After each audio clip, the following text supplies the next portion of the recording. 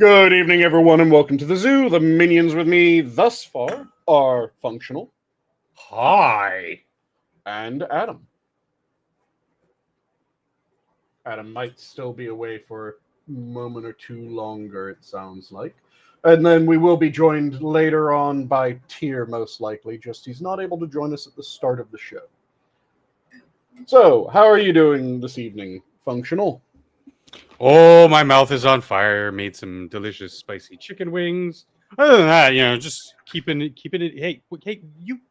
Sorry, cats are going nuts. Stop it.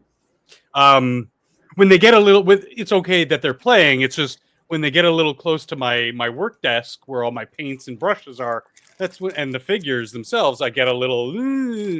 Yeah, you don't want to suddenly have a bunch of art supplies go down and have now colorful cats.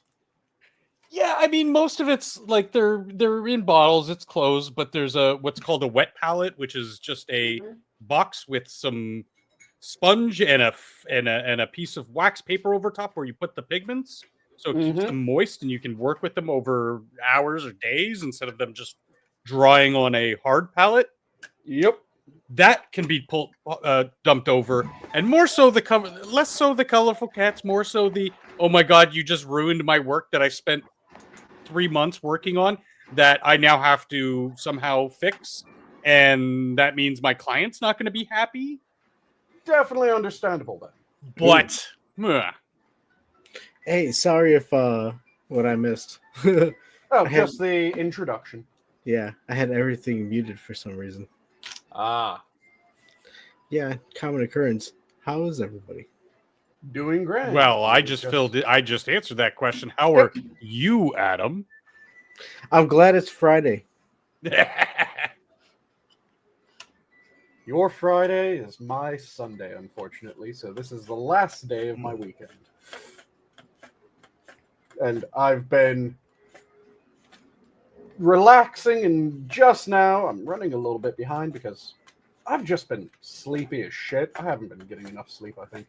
But woke up a bit sleepy. Yeah. Took an additional hour to sleep, and now just starting to work on getting my dinner prepped up. And of course, I choose tonight to do one of my more involved dinners. Ooh. Because And I'm what's making two types of dumplings. One that is going to be marinated. Or Okay, not hold really on. marinated, but Before you go on, is that what that sound is? The dumpling making? oh, you're hearing the shink, shink, shink sort of noise? Yeah. Yeah, that is me going at a mandolin slicer with a cucumber. Oh, okay. It's slicer. I thought it was one of those where they have like the pasta and it rolls the dumpling in it. And Oh no, I make my own by hand. I don't okay. Whoa, use fancy. Originality. a dumpling filler. But yeah, I just spoon it in and fold them by hand, which is why I always have some really ugly dumplings and then some really pretty dumplings, because the first 10 will always come out hideous because it takes you a couple moments to go, wait, what the fuck am I doing again? And then after those 10, they start looking really pretty, and then normally it's right as you're finished that you're going, oh god, these look beautiful. Consider yourself lucky you never worked in a Chinese restaurant, because chef would have slapped my hands for every fucking bad dumpling. Oh yeah. Would it really be that big of a deal? Like I can understand like a 5-star restaurant if you wanted a perfect presentation of a dumpling platter, but if you're just serving dumplings at a restaurant, it's like, bro, it doesn't look correct, but it's all the same ingredients, and it's first thing people eat with is their eyes. So in a restaurant, they want to make sure that it always looks the way that it should. Form. I mean, you say perfect. There were plenty of imperfect ones. We're just the ones I'm talking about are like malformed or Yep. Well, the technique was not used. Because, There's a specific folding technique that any restaurant will teach you or will utilize themselves, and they taught me their specific technique, which at a different restaurant would have used a different technique altogether. So yes, sometimes it's just like, and I'm sure Sanguine's got his own technique. Oh, I use a number of techniques because it depends on what I want the dumpling to look like. I'll fold different dumplings in different ways. Well, there you go, and that's why I think it's more of a signature. Yeah, you want, if this is coming from your bakery or your delicatessen deli, you'd want more signature. Like, this is where you're getting your perfect pasta. You know, that's where you're getting it from. Yeah, you want it to look like however your place does your folds. And if there's hold on, if there's some slight like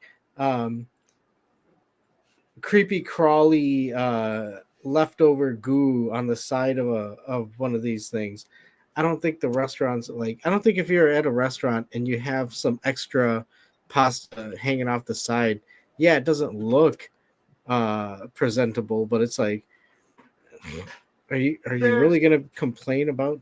There's fuck-ups that you can overlook, and then there's fuck-ups that would not be overlooked. No. So if you have I don't think they would exist in the same thing, though. That's what I was saying. Like, if you have a slightly overfilled dumpling, but it's one overfilled dumpling in a batch, that no one will really take note of it. Yeah, I would hope so. It's every dumpling is overfilled, that's when you're going, what the fuck's wrong with you? Well, if it's overflowed and, you're hungry, I think that's a good thing. Well, you would want that's a good thing. Rather than red lines are a dumpling. You'd want more dumplings rather than overfilled dumplings. Well, because overfilled dumplings become harder to eat because they'll want to fall apart.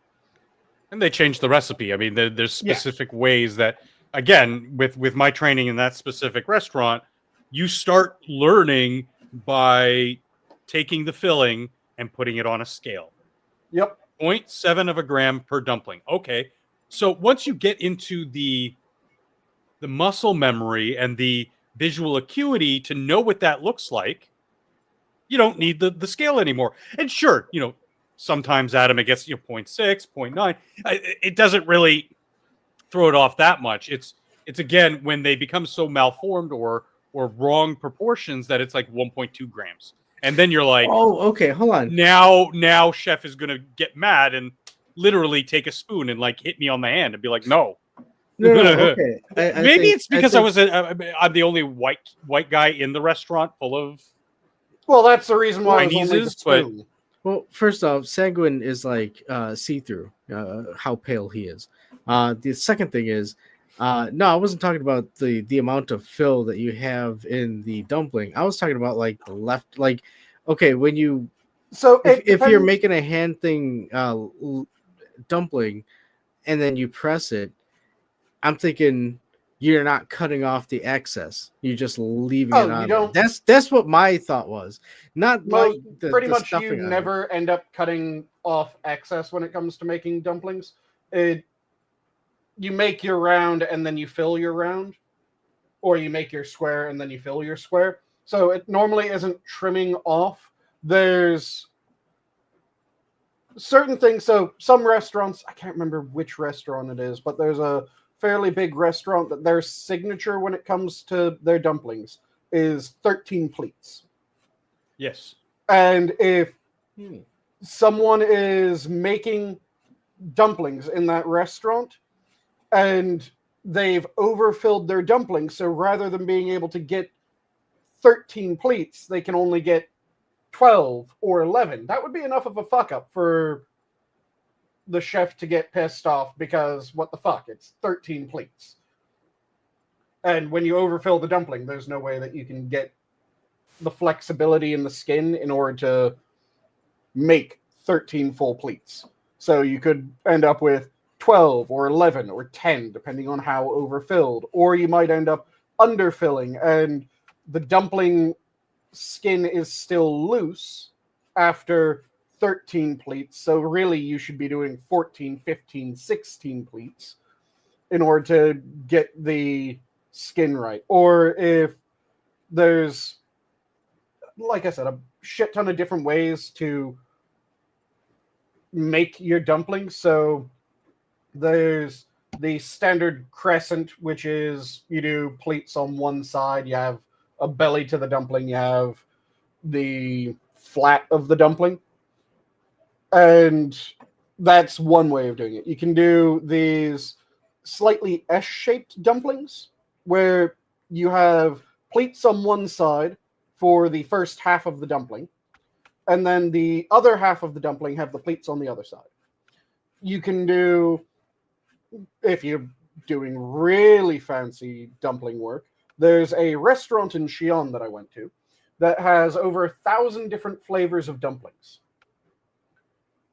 And every single sort of dumpling at that restaurant gets a different fold, so that you can, just looking at the dumpling, be able to go, oh, that's a pork dumpling, that's a beef dumpling, that's a chicken dumpling, that's a pigeon dumpling, that's a locust dumpling, that's a lotus dumpling, that's insert the dumpling filling, because again, it's 1,000 different flavors. They had a shit ton of different sorts of dumplings.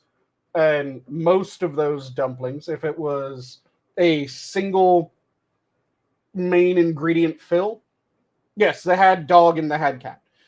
If it was a single ingredient fill, the dumpling would be shaped so that it looked like whatever the ingredient was.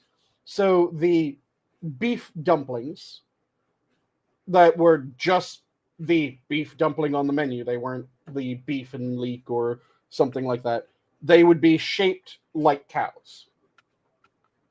The pigeon dumplings were shaped like pigeons. So depending on how specialized of a place it is, they can get really specific on how they want their dumplings done. If you're making them at home, like I said, your first few will always end up looking hideous unless you make dumplings a lot. If you make dumplings a lot, then you get to the point where it's complete muscle memory and you're good to go. You don't really make hideous dumplings very often. But most people, when they make dumplings, they'll make a good amount of dumplings and then freeze them. So if you're only making dumplings once a month, once a quarter, once every half a year, your first few dumplings are going to look absolutely fucked, because you're going to overfill your dumpling, then you're going to underfill your dumpling, then you're going to overfill your dumpling. You're not going to have the right muscle memory down at the start in order to get your pleats looking just right, so they'll be fucked up all up and down the dumplings. And then after, depending on how long it's been since the last time that you've made dumplings, you'll reach a point where you're going, oh, I'm in the groove, and your dumplings will start looking beautiful with whatever forming technique you're using. There are the machines. I don't like the machines. They make the dumplings weird to my mind. I don't know what it is that is just wrong about them, but they are wrong when it's a machine-made dumpling.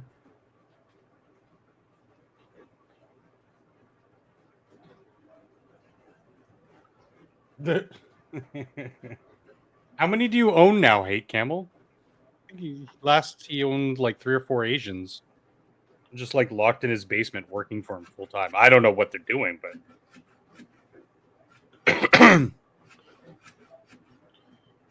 But yeah, that's how dumplings are done. And like I said, a bunch of different fillings. The 2 different fillings that I'm doing today, they are 90+% overlapping.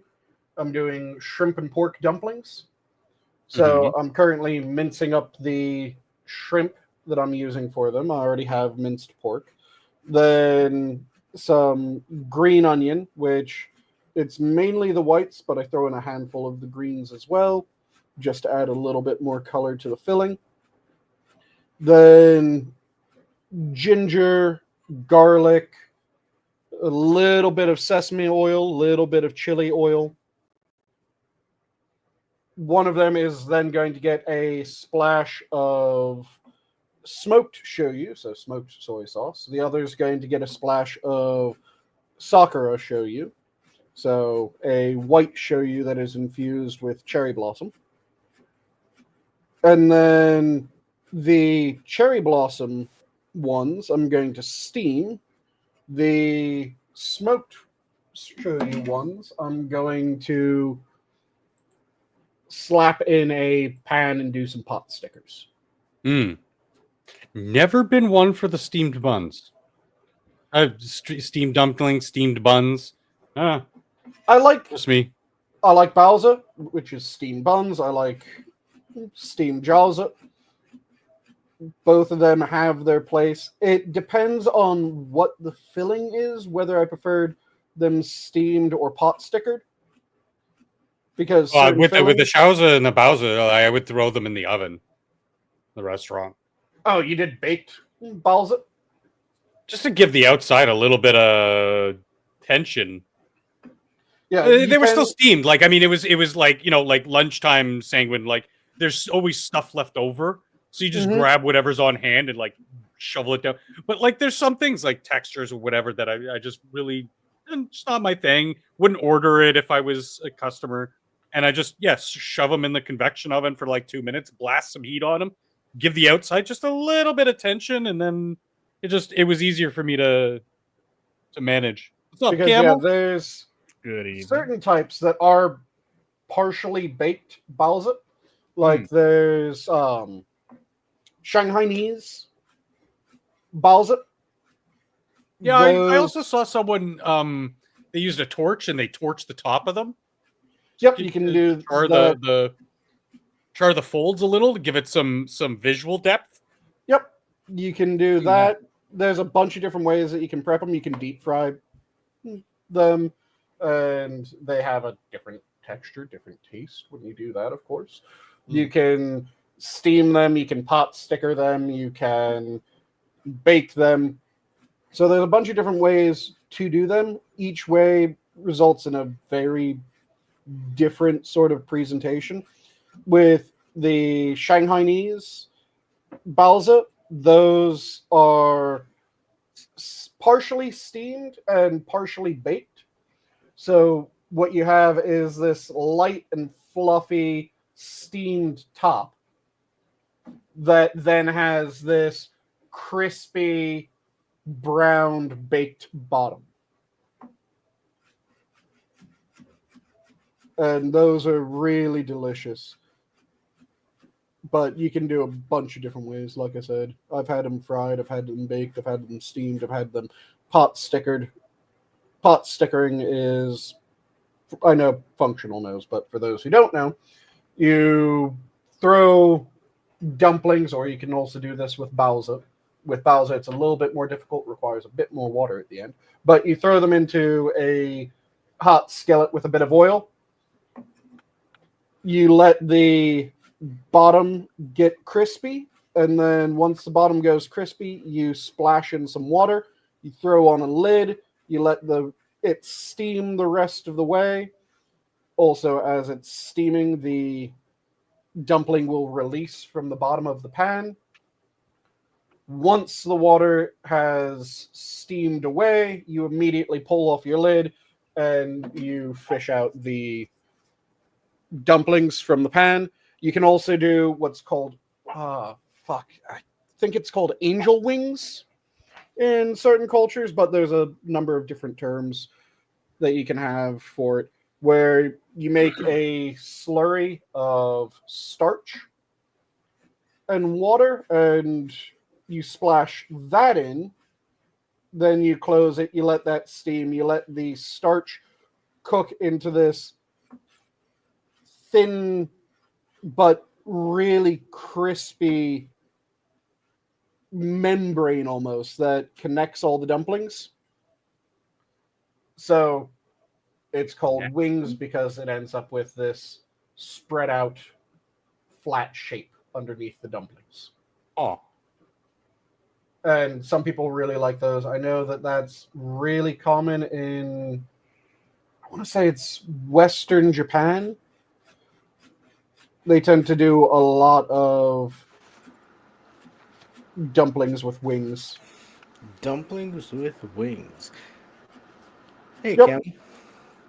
How's it going, Adam? Oh, I see. I had to Google it. I know what you're talking about now. Yep. And Interesting. dumplings can be fried. It's dumplings in certain areas are never fried. So Yeah, also it's the size, right? Like you don't want a big, pork and shrimp dumpling that you're going to take 2 bites out of to be fried. I mean, it's just you're going to have a raw inside with a crispy outside. well, typically the way that you do it is you would do a steam in order to get the inside cooked. Oh, so cook And it first then- before. Yeah. Yep. So you cook it and then you fry it to finish. Well, So you hold get on these now. really crispy dumpling skins.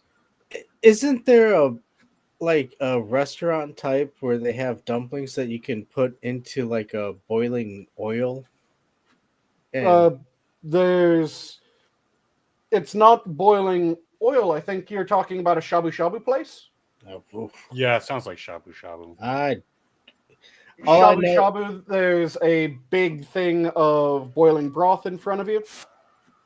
okay, bro. Yeah, it's not like if it was oil, that'd be a lawsuit waiting. Well, I mean, I don't know what it would take. Like, yeah, olive oil. No, it's like a boiling pot of soup that you Yep.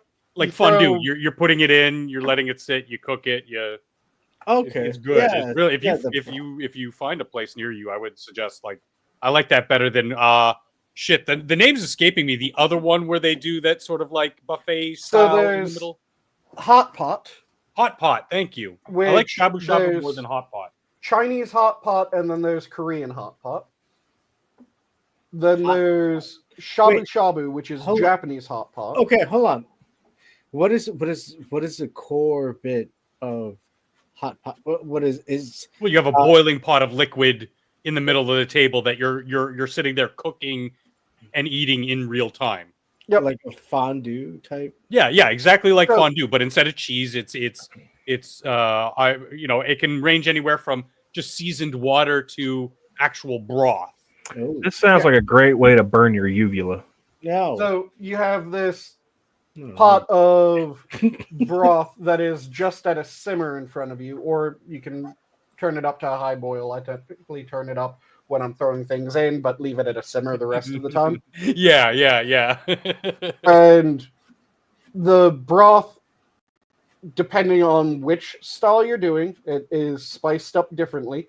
If you're doing a Korean or Chinese hot pot, there tends to be a spicy side and a mild side. If you're doing shabu shabu, it tends to be a just really nice kind of mild dashi to Light start. broth. And then as you make your meal, that broth takes on more and more flavor, because if you throw in a bit of cabbage and some beef and mushrooms, well, now you have cabbage, beef, and mushroom broth. Mm. And that's part of the appeal of the meal. As you go, that broth becomes more and more flavorful, until when you're doing shabu shabu, one of the best ways to end a shabu shabu night is you get a raw egg and you get a bowl of rice. And you dump your rice into this now cooked down, insanely flavorful broth that you've been making throughout the night, as you've gotten all the different cuts of meat that you wanted, all the different veg and seafood and whatnot that you wanted. You throw the rice into that, it soaks up all that flavor, you break the rice up in it, just kind of mix the hell out of it, And then after the rice is warmed through and absorbed a decent amount of the liquid, you crack that egg in and you beat the fuck out of it. Just making sure that the egg coats every grain of rice. And then you have this amazing little porridge at the end of the meal, which has all the flavors of everything that you were cooking before in this nice, warm, rich porridge.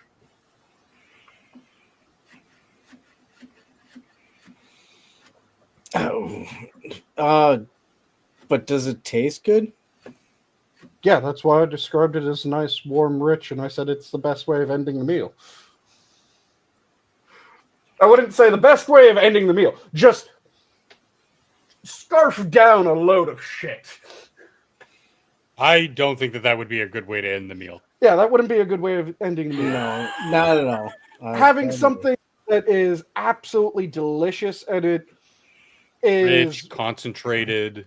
Yeah, rich, concentrated. It is a bit unctuous because you throw in some fattier cuts of meat, so you get a little bit of fat on top of the broth. But then when you throw in the rice kind of soaks up some of that. Soaks it. And gets coated in it as well. So you have this rich, flavorful, insanely deep little finish to the meal that takes on all the flavors of the rest of the meal that you've done. Because if you've thrown dumplings into it, which you can at shabu shabu places, then your dumplings will flavor your broth a little bit. If you throw in beef and pork and chicken, and it's different cuts of beef, different types of pork, different types of chicken, then all of that flavors the broth. And then the mushroom, the cabbage, the onion, the whatever the hell you throw in. Whoa. Eh? What? Cabbage. He has an Mushroom. aversion to onion for some reason. Show us on the doll where the onions touched you. Right here. So, continue. Dirty onion. So, yes, I said mushrooms twice because you can typically get both standard button as well as enoki and king oyster. And the magic. So I could have said it a third time. Different types of mushrooms. You can also get seaweed and sea grapes and shit like that to throw in. So you get this really flavorful broth at the end that then you make this porridge out of. And the porridge takes on all the flavors of that broth. And it's just this nice, warm, amazing little bit. You dislike mushrooms, I almost guarantee, because every fucking cookbook under the sun, including when it's by actual fucking chefs, for some goddamn reason, tells you to throw mushrooms in at the worst part of every recipe in order to throw mushrooms in. Yeah, I agree.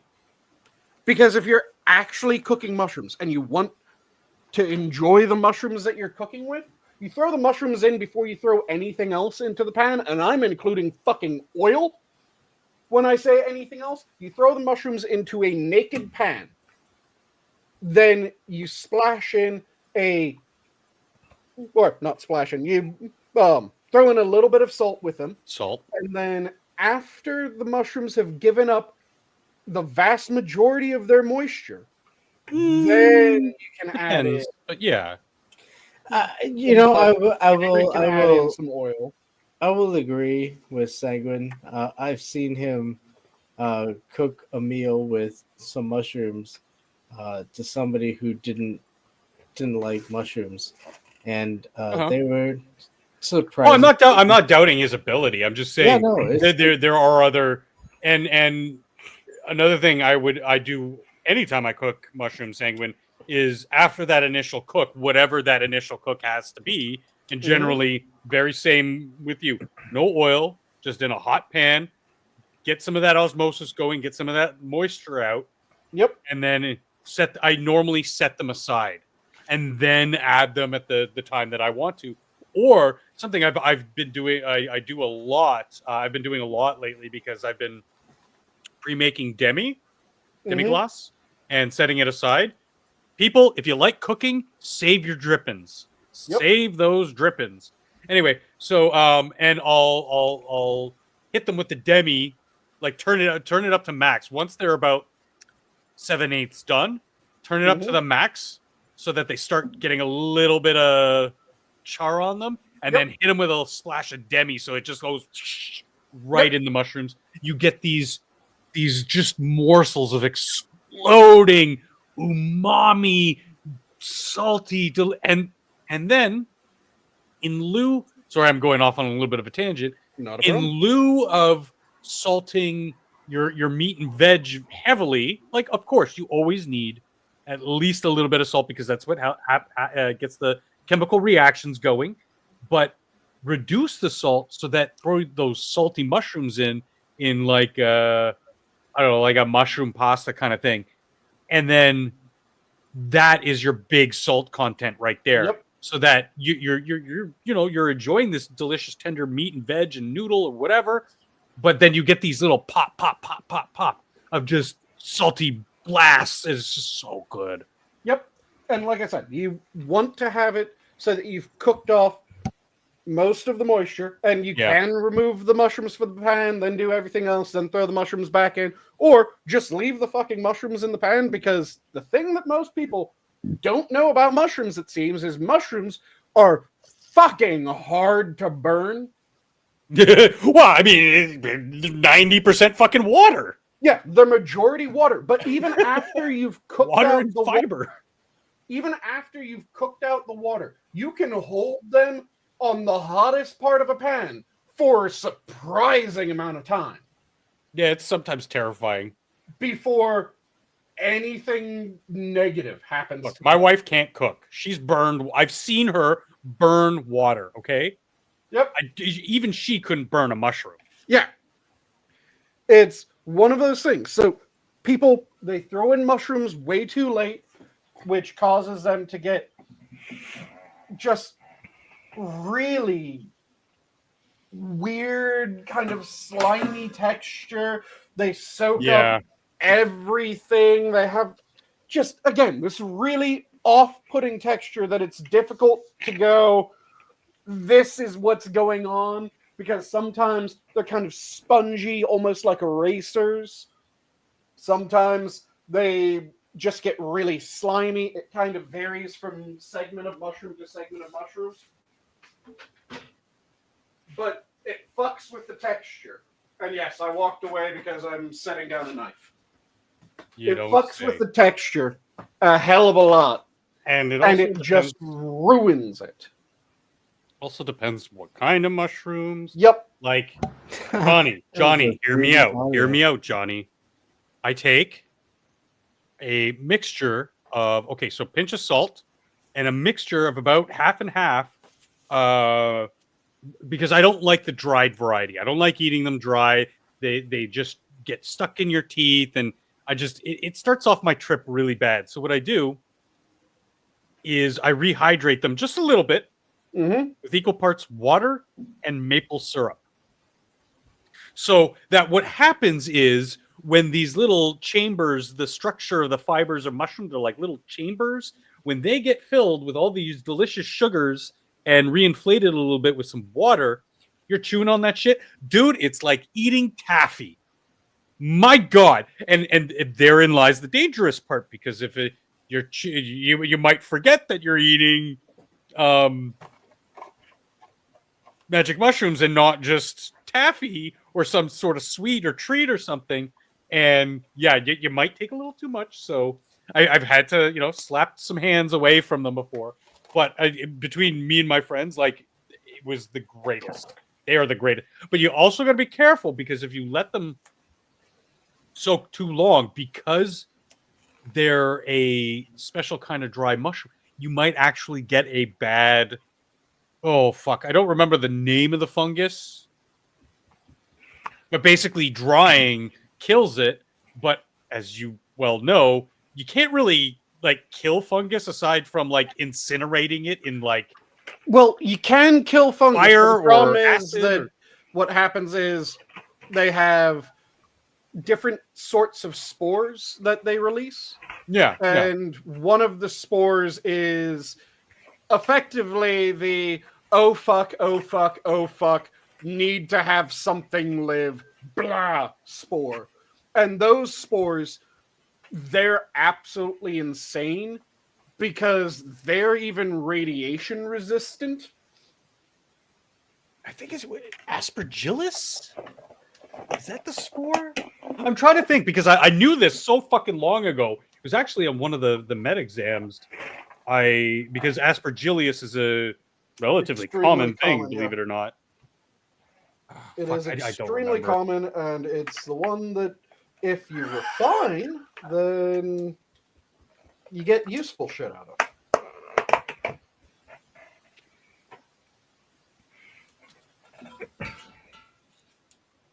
Where But the yeah.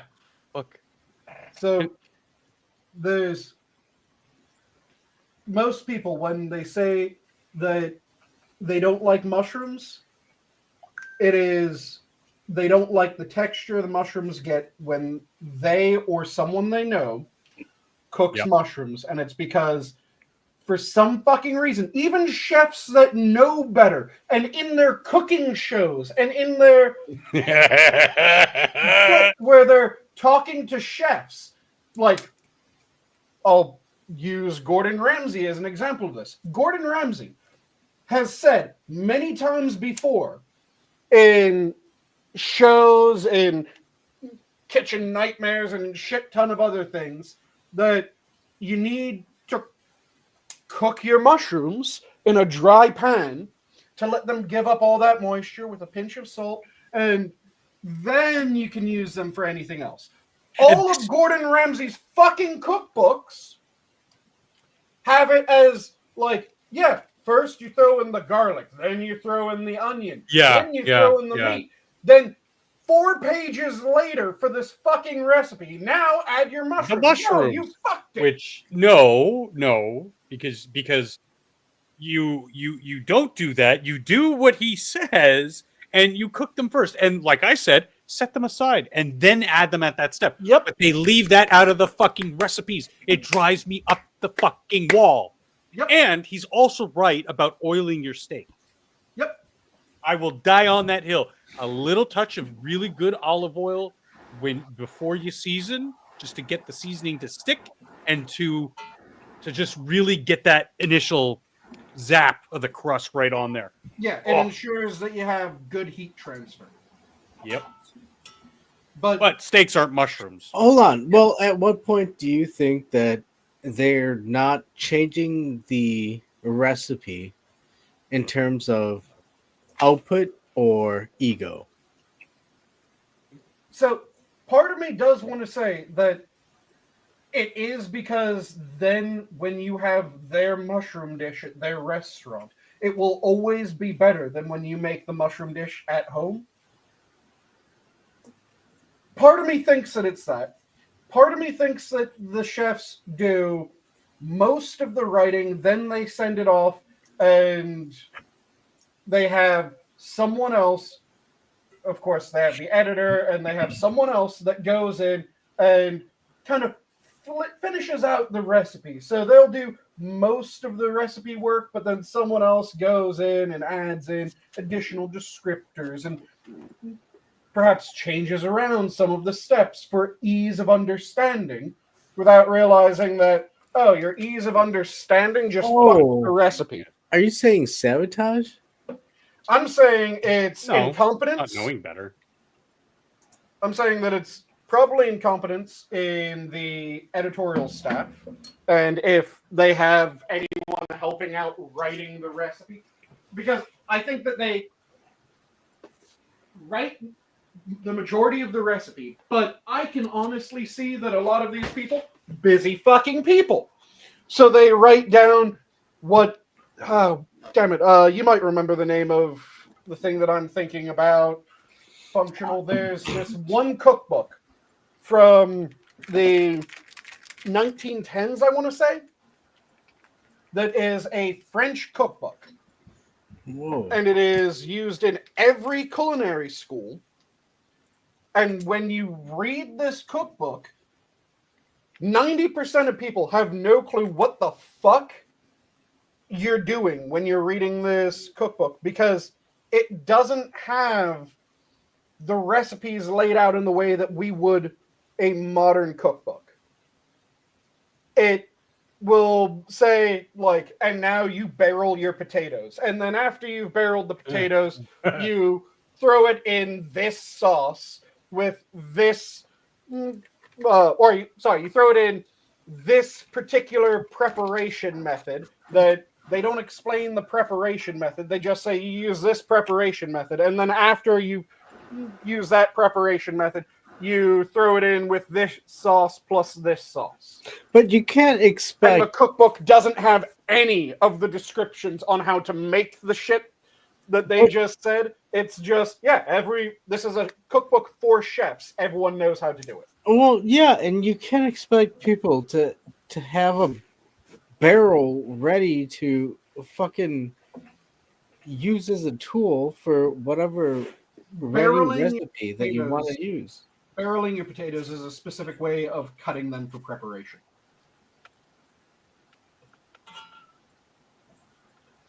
I mean, you might have a barrel of wine, but an empty barrel just for potatoes? That kind of seems... Yeah, like I said, it's a specific way of prepping, and I get that you're joking, but just for everyone's clarity, it's a specific way of prepping root veg that is somewhat old. There's still some things that will say to barrel, but most of the time, barreling is viewed as a very, very French and old-fashioned French thing to do. So it's a bit outdated, but that just goes to add to the way that this cookbook is fucking confusing when you read it. And I have a feeling that a lot of celebrity chef cookbooks are probably written in a similar fashion, and then someone else is going in and fixing up the preparation, but they know enough to be able to read it and interpret it into proper steps for the most part, but they don't know enough to go, wait, why am I saying add the mushrooms at this step? Yes. Well, that's that's a perfect example. Something else I have plenty of experience with, working for a publisher as a graphic designer for multiple years. That's the case of too many chefs in the kitchen. Yep. The copy editor, this editor, the layout artist, and blah blah blah blah. And there's like 2 copywriters and a copy editor and all this other shit, and the Hey, don't forget the janitor on the 3rd floor who wants to have an opinion on how this should look. well, you say that, but like then there's the intern who actually does all the work, and it's just like it's broken telephone, right? Like there's just too many fingers in this pie, and there's no crust on the top anymore because everybody's picked away the crust with their dirty, grubby fingers. Yeah, so you end up and with... then with somebody like Ramsey, I mean, he basically just like, here's the recipe, run with it, and never looks twice at it until it's time to promote the book, and then he never reads it, because why the fuck does he need to read a cookbook? Like I feel like that might be it, yeah. I don't read cookbooks unless it's something interesting, like something the book you're describing is something I would look at as a novelty. Or the old fast food cookbooks, when they actually had cookbooks, when they actually had to make food at places like McDonald's, and trying out their recipes just for kicks and shits and giggles. Like, it's not really an important thing. But it's also interesting that these cookbooks are so huge. I don't know. I don't get it. Oh yeah, the one that I'm thinking of is something obscene, like it says that it has 2,000 recipes. Yeah. Well, you know, And- with the recent food renaissance too, they've done this. Okay, now it's a double-edged sword, but they've done this thing where they've sort of standardized the jargon behind techniques and machines and and tools and stuff Mhm. in the kitchen. So it's kind of a double-edged sword because yeah, if you tell someone to, excuse me, oh my god, I'm having a massive brain fart. Give me a type of cut. Chiffonade. yeah, You know, like chiffonade. somebody in Japan, somebody in France, and somebody here in Canada is going to know what chiffonade means. Yep. Now, if you tell them the rotating cut, they'll know what the rotating cut is, but a lot of Western chefs will go, the fuck's a rotating cut? I can't remember the proper term for it, but it's something giddy. I like that, Sora. It's like classic Romanian cookbooks. Quote, add some eggs, mix Yep. with some flour, bake for a sufficient time. Yeah. It sounds like me trying to Wait, bake. Hold on. Did you say Sora? As in. Yeah, she's in chat. Sora? Yep, she's in chat. Oh, jeez. And I read chat while we're on stream most of the time. I think I found the name of it. Let me quickly double check. Yes. So it is a cookbook that says that it has 2,973 recipes. Hmm. It is the Escoffier's cookbook and guide to the fine art of cookery for connoisseurs, chefs, and epicureans, complete with 2,973 recipes. It was first published in 1969. And yeah, if you actually read through the thing, it makes no fucking sense unless you know cooking terms and unless you know how to. It's a cookbook that is written by a chef for chefs. Yo, Hey, how goes? It's kind of like one of my favorite cookbooks that I've ever seen is From the Closet of Sir Arthur Kenelm Digby. And That's what I'm talking about. These are the cookbooks should be more of a novelty. If you just quickly, like if somebody out there, whatever, you want to know how to cook, learn techniques first. yep, Fuck the dishes. Forget the dishes. The dishes come much later. Learn technique. The dishes, the food will come later. yep. or And- learn to make what you like, and learn to make it well, and then build from there. And the reason why I love the From the Closet of Sir Arthur Kenelm Digby is it is a cookbook that includes recipes from the late medieval, early Renaissance Ooh, through the 1700s, I think. it sounds tasty. And at one point, it's talking about how to make an absolutely amazing Mathghamhain. First off, Wait, most you see- people are probably going, what the fuck's a Mathghamhain? Well, yeah, I was gonna say that, but also, what's up, T? Not much. Had to stay over a little later at work, so you know how that goes. Yeah, dude, get it done. Yeah. So, first off, what's a Mathghamhain? A Mathghamhain is a type of mead. It is a mead that has various herbal inclusions, and it was thought to be a sort of boozy medicine. Ooh. So you'd drink a Mathghamhain for your health. But you would also drink Mathghamhain because Mathghamhain was just tasty as hell. But it would include weird descriptions on how to make your Mathghamhain. Like, my favorite line from the Closet of Sir Arthur Kenelm Digby is, mix honey with water until thick, such that you can float an egg upon the surface by the thickness of one groat. What the fuck is that in English? So, part of the thing that's confusing is the time period that this was written in. A groat was both a term for a specific type of grain, as well as a coin. There's no indication whether they meant coin or grain. So, what it meant was, you're supposed to mix a certain measure of honey and water. The amount, they don't give specifics. And then you're supposed to make it so it is a thick enough solution. It is a dense enough solution that an egg will float on the surface. But not just be sitting on the surface. You've made it way too fucking thick if it's just sitting on the surface and doesn't sink at all. You want it to sink, but you want it to sink so that the very top of the egg is still above the water line. And you want it to float just barely above, so it's either the thickness of a coin or the thickness of this particular grain. You know, when I eat pizza, I don't worry about viscosity, so this is why Sanguine. Except someone else is worrying about viscosity when you're eating pizza.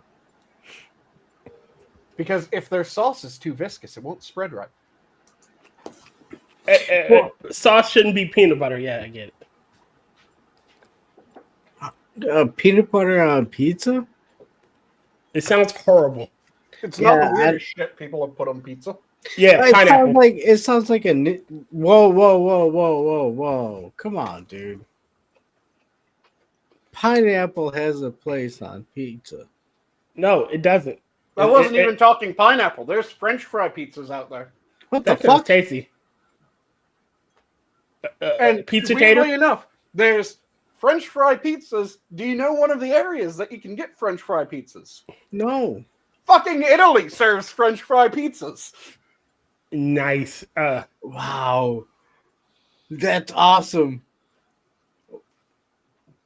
Hold on. Italy serves French fried pizza. Hold on. Is it Italy style pizzas? Like the So, little... In Italy, Or is it... there are Italian pizzerias that will serve you French fry pizzas. It's not so bad. Again, it sounds tasty. I've had potatoes au gratin pizza. Like I said, there's weird shit that people put on pizzas all the time. And I wasn't even talking pineapple this time. But pineapple's disgusting No, It is. on pizza. Pineapple is very tasty on a pizza. No, you're just wrong. Pineapple can be tasty on a pizza. It depends on the type of pizza. No. No. The second pineapple hits that pizza, it's no longer pizza. No It's a longer fit casserole. for purpose.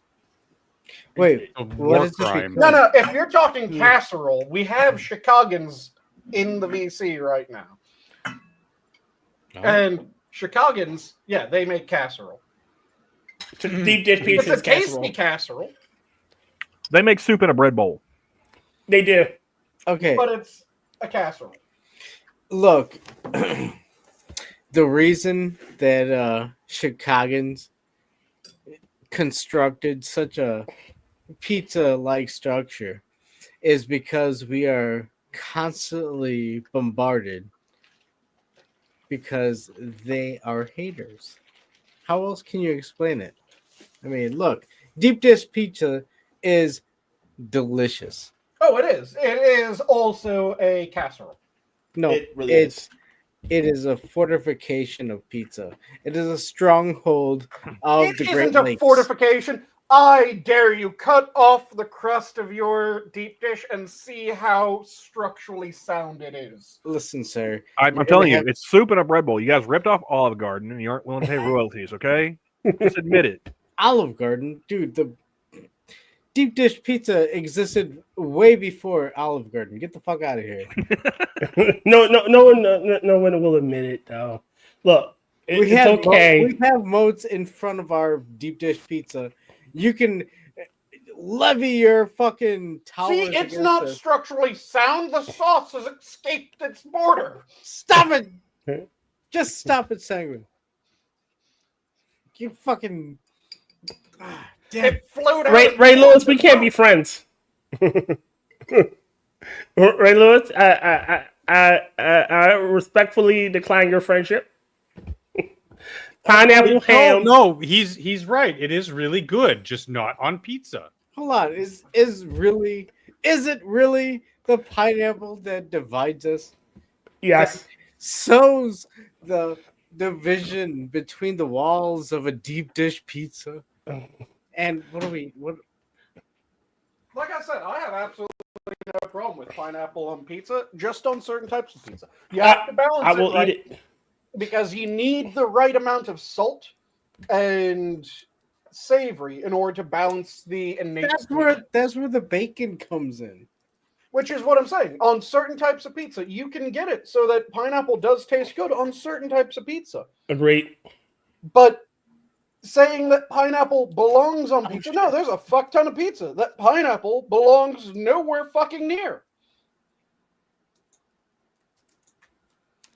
You Again, need to have the right balance. Again, I say pineapple is disgusting on pizza, but I will eat it if it's there. I am a fat ass. I'm proud of it. Whoa, dude. But Stop a better use of your pineapple is, rather than throwing it on pizza, what you do is you slice that shit up, then you sprinkle on a little bit of brown sugar, a little bit of cinnamon. You get a grill screaming hot. You throw it on just a little bit so you get a nice bit of char from the grill on the pineapple, and then you take it off, serve that up. Oh, good God, is grilled pineapple amazing. Okay. I'm not going to disagree with that. And if you haven't had grilled pineapple, find a good Brazilian steakhouse. They probably have grilled pineapple as one of their desserts. Ooh, yeah, Brazilian steakhouse. Nice. So Also, go to Fogo de Chao. Yeah, you'll enjoy it because they like fat people there. They keep bringing the meat until you flip the card.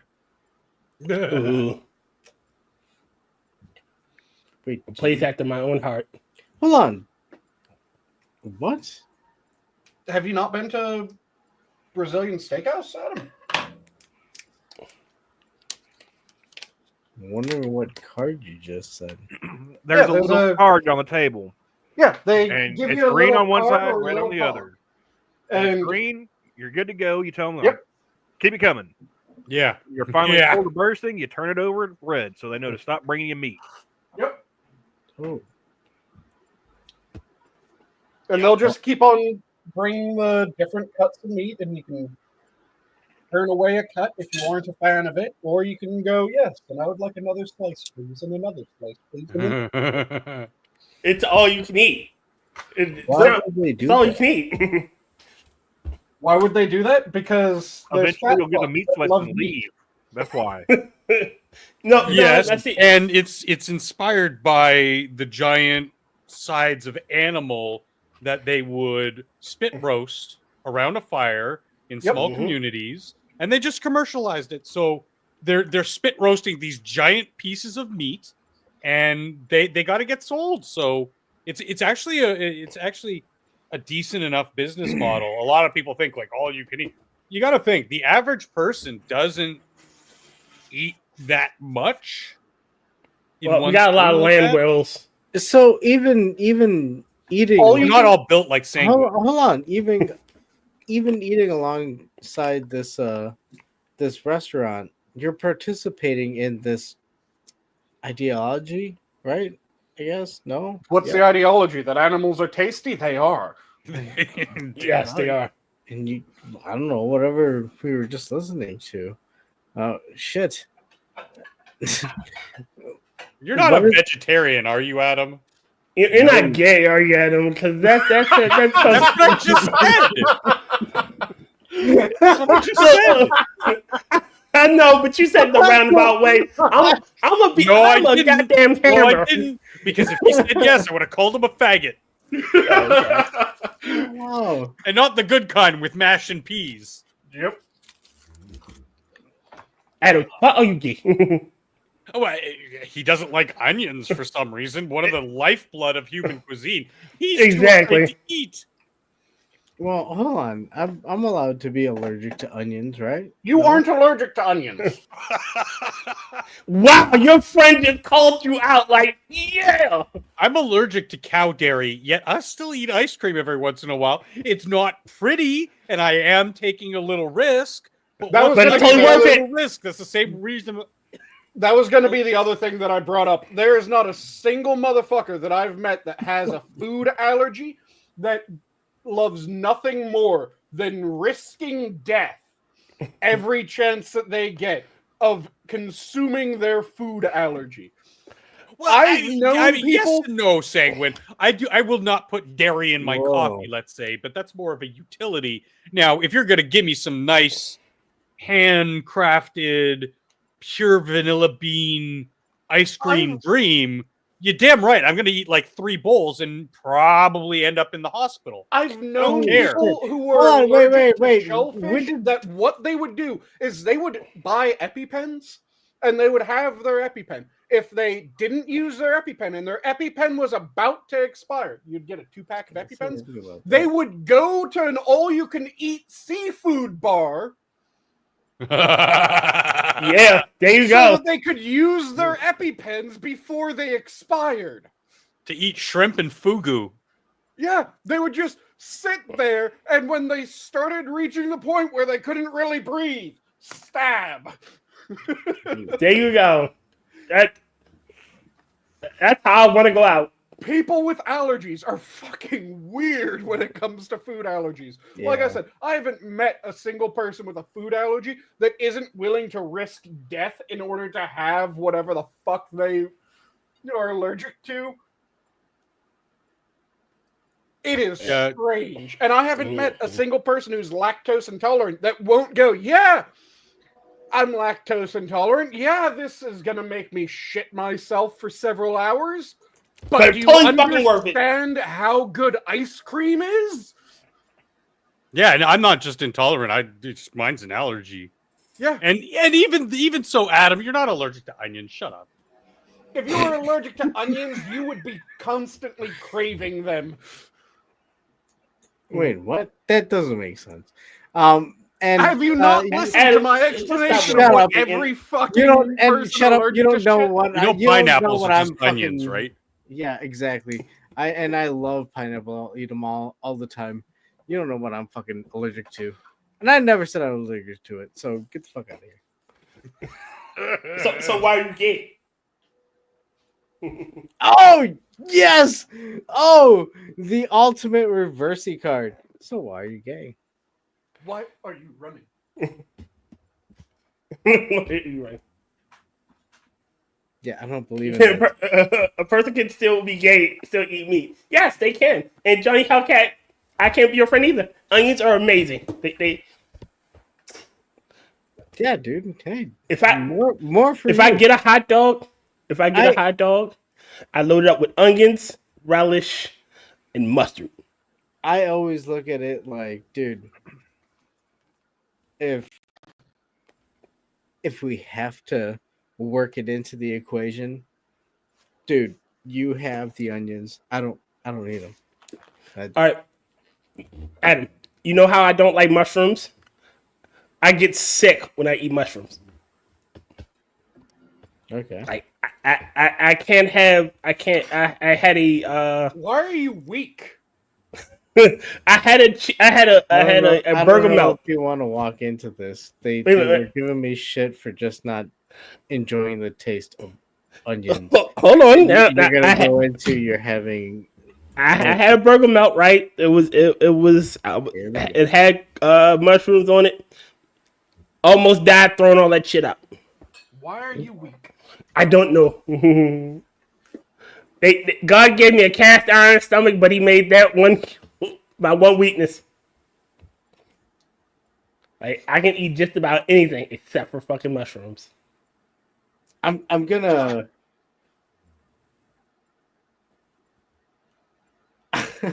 Here, don't be gay. Come on. Yeah. You're better than that. Suck it up, Buttercup. I mean, it's Why not the like I'm fuck not is Amazon such shit? God damn because it. it's Amazon.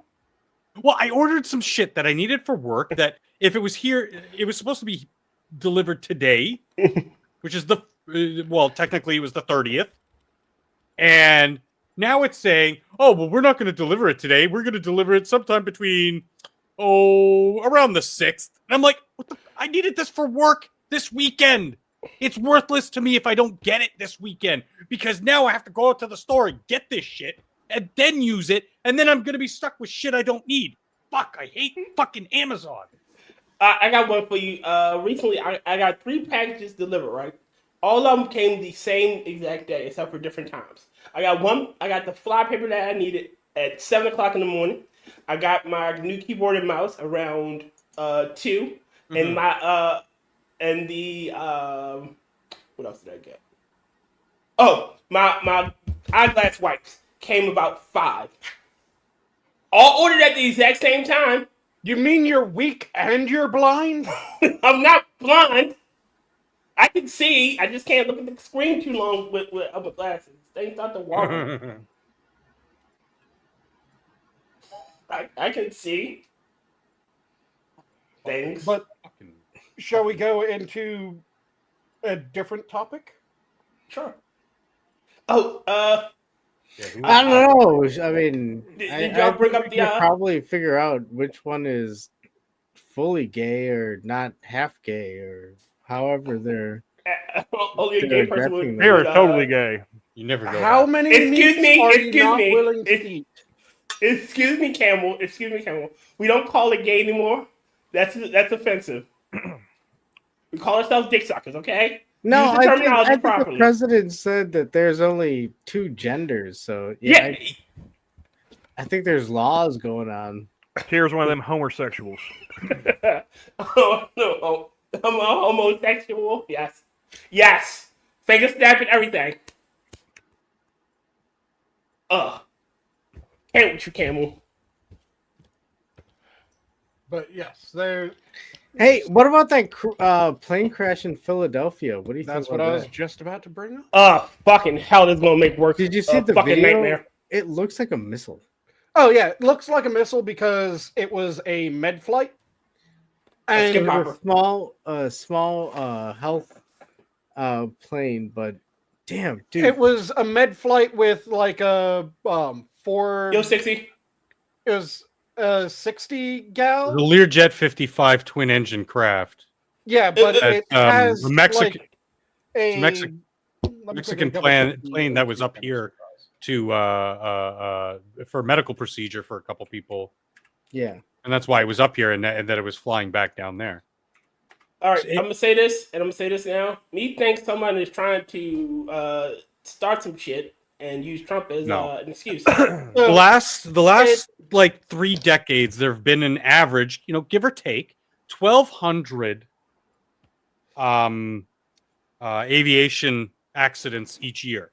Now there's a small percentage of that is non-fatal, accidents, but the lion's share is definitely fatal. So These things happen all the time. Unfortunately, hold on. let me Explain why it exploded, because that was the part that was originally brought up, and I know why it exploded. Okay. In the fucking huge inferno. It was a meta flight. Do you know the size of a standard ambulance oxygen tank? No, It's fucking huge. And also with the video or the images of the cadavers that were found around it. But I did want to ask, somebody brought it up to me at work. December 29th, was there plane crashes going around that time? What do you mean they happen all the time? I haven't heard anything through my grapevine. There's been the 2 major ones recently, but Well, no, because if I remember, I think it was like planes not being able to take off and hitting the like a wall or something like that around the same time. I'm just saying, like, these plane incidences have it's expanding. You know. So No, it's gotten better actually. so for the Well, yeah. size of the O2 canister, a ambulance, which has a smaller O2 canister than a Metaflight plane will, has a about 10,000 liter tank on it. Those aren't very large when you look at them. They're about the size of a person. They weigh 35 kilograms, so 35 kilograms, so it would be no, 35 pounds. Let me quickly double check. No, sorry, the size G. I was thinking of one size down. The size E is 40 kilogram. The size G is 74 kilograms. So that is about 150 something pounds. Okay. The Metaflight will have a canister of probably double to triple that volume. So, yeah, you just added straight pure oxygen to jet fuel. Okay. That's why it went badoom, because you turned a just normal plane crash, which Into they a do bomb. tend to be fairly nasty, into a thermobaric bomb. That's fully fueled because it just took off, and because it's a medical transport, it has an expanded fuel capacity. So this thing dive bombing straight into there's so much there that's just going to increase the like to the very. But that's the reason why it exploded. The visual, but like there were people. Idiots on social media say, "Oh, is this a missile strike over?" I thought it was an ICBM. I'm like, dude, if that was an ICBM, the person operating the camera from that distance Would be would dead. have been knocked to the fucking ground. Yeah, no. It's not ordnance, okay? Trust me on that.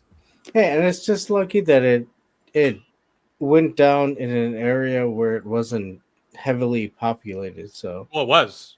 That was Less a heavily there was a shot. It landed. It crashed in a shopping mall. Oh my. But it was, And what the point I wanted to make before is, so for the last like 30, 35 years, the average has stayed about the same. However, the number of airplanes in the sky, helicopters in the sky and stuff has increased quite a lot. Yeah. So we've actually been doing better in keeping these collisions from happening with the expanding amount of events that are or potential events that could happen, and keeping the actual number of events at a certain level. Now, one problem I have with both of these, Adam, is that these companies, and sure, medevacs still have to happen or whatever, but like airlines, shipping companies, whatever, asshole. that use airspace as part of their business, they're acting as if these airports and the air traffic controllers are fully staffed. They're not. and they haven't been for a while. okay, They haven't, you know what? exactly. They haven't been. For a Hold while. on. First off. You know what, dude? I've been looking into this a lot, and I don't want to talk about it now because honestly, it's a slapstick. You know, we're all having a good time, but don't fucking say Adam and fucking call me out there and fucking Calling you do out. it. Yeah, Adam. say your speech. Go on. Whatever you calling have you to out on fucking anything, say. man. Yeah, Relax. well, you don't have to fucking say Adam. I'm referencing I was you because you right seem with very you interested in until you this topic. don't talk to me like you're fucking Excuse I'm me, a bitch. worried. Why don't you check yourself and calm the fuck down, okay, son? Everyone, Don't be starting shit on a fucking stream, you little bitch. everyone, pull back. Everyone, pull back. I'm more worried about the fact that this shit's gonna come back to me at work. Whenever shit like Why? this happens, new regulations and people panicking. Oh, okay. Yeah, I see. The pendulum's swinging the other way too hard. Mm-hmm. Yeah, Well, he you know works what? airport shit. Well, And, yeah, oh, well, because you know we what? gotta Now take all security of or a some dumb sudden shit. the flights are going to be canceled. Well, no, they're not going to cancel flights. Like that's the one thing you will never have to truly worry about is canceling flights unless there is a serious threat. So that area will be fine. That was kind of my point that I was trying to reach at here is Yeah. these companies are they're operating at capacity when they really Yes. shouldn't be. Well, I think that it's worse a than lot of that. people. Sorry. It's worse than that. All right. Using my airport as the example, there are at least 200 flights going out within. Well, I'll give a rough 4-hour window Right. coming in and going out. Every 2 hours, at least every 2 hours. Now you got some airlines like one called Contour that doesn't do much traffic because they're a little skip hopper. They only go up and down toward Boston and up that area. They're tiny Yeah, little they're planes. regional. Yeah, they're regional. They're tiny little planes. Then you got someone like Southwest that's going all over the fucking planet. So you have to worry about that. And I don't know if you guys noticed, but every airport actually has 2 towers. Yep. It's one radar that does long range and one radar that does short range. So we'll say long range is from Baltimore to I'll say fucking Ohio. Not sure how long. I'm pretty sure it's not that far out, but I'll use that as the example. And then you got from maybe the end of West Virginia at short range. So you got to actually have double the staffing because those 2 towers, at least in my airport, I don't know how it is for everybody else, have to be manned properly and staffed properly. Yeah. Yep. So again, it's gonna trickle down. It's gonna be a fucking shit show at my airport. Even if it wasn't directly involved, it's still gonna be a shit show. Yep. And it's something that we've had issues with where we have had staffing issues. The way that this should be addressed is not the way that it has been addressed, unfortunately, because the way that it should be addressed is, we have staffing issues, increase pay until staffing recovers. Yes.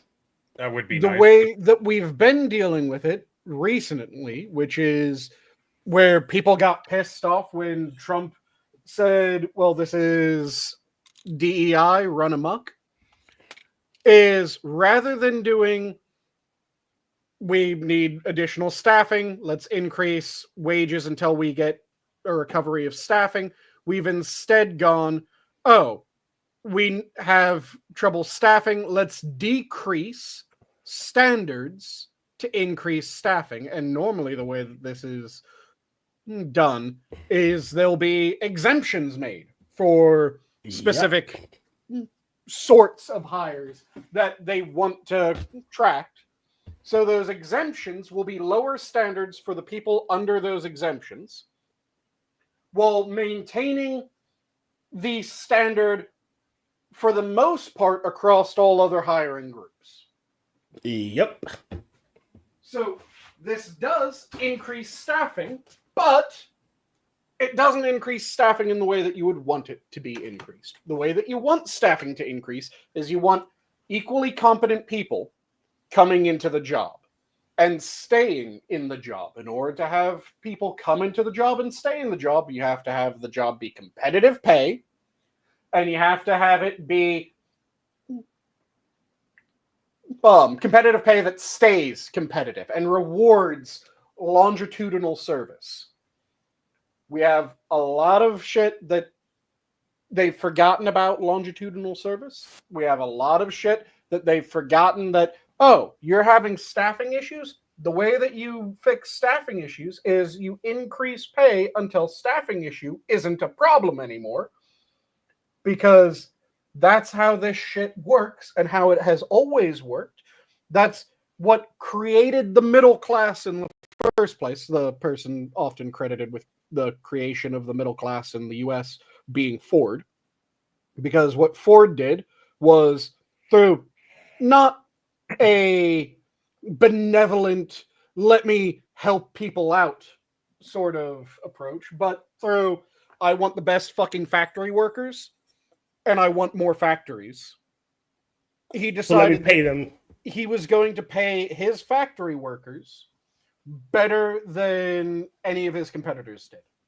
And the result was, when he wanted to expand his staffing, he could poach from all of his competitors.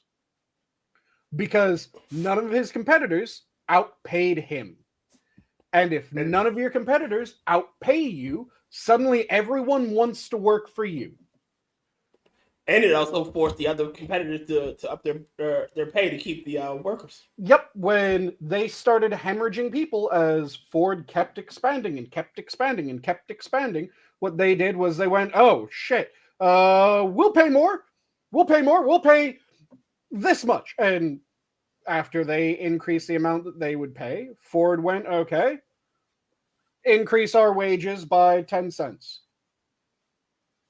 And he made sure that his wages were still above what his competitors were willing to pay.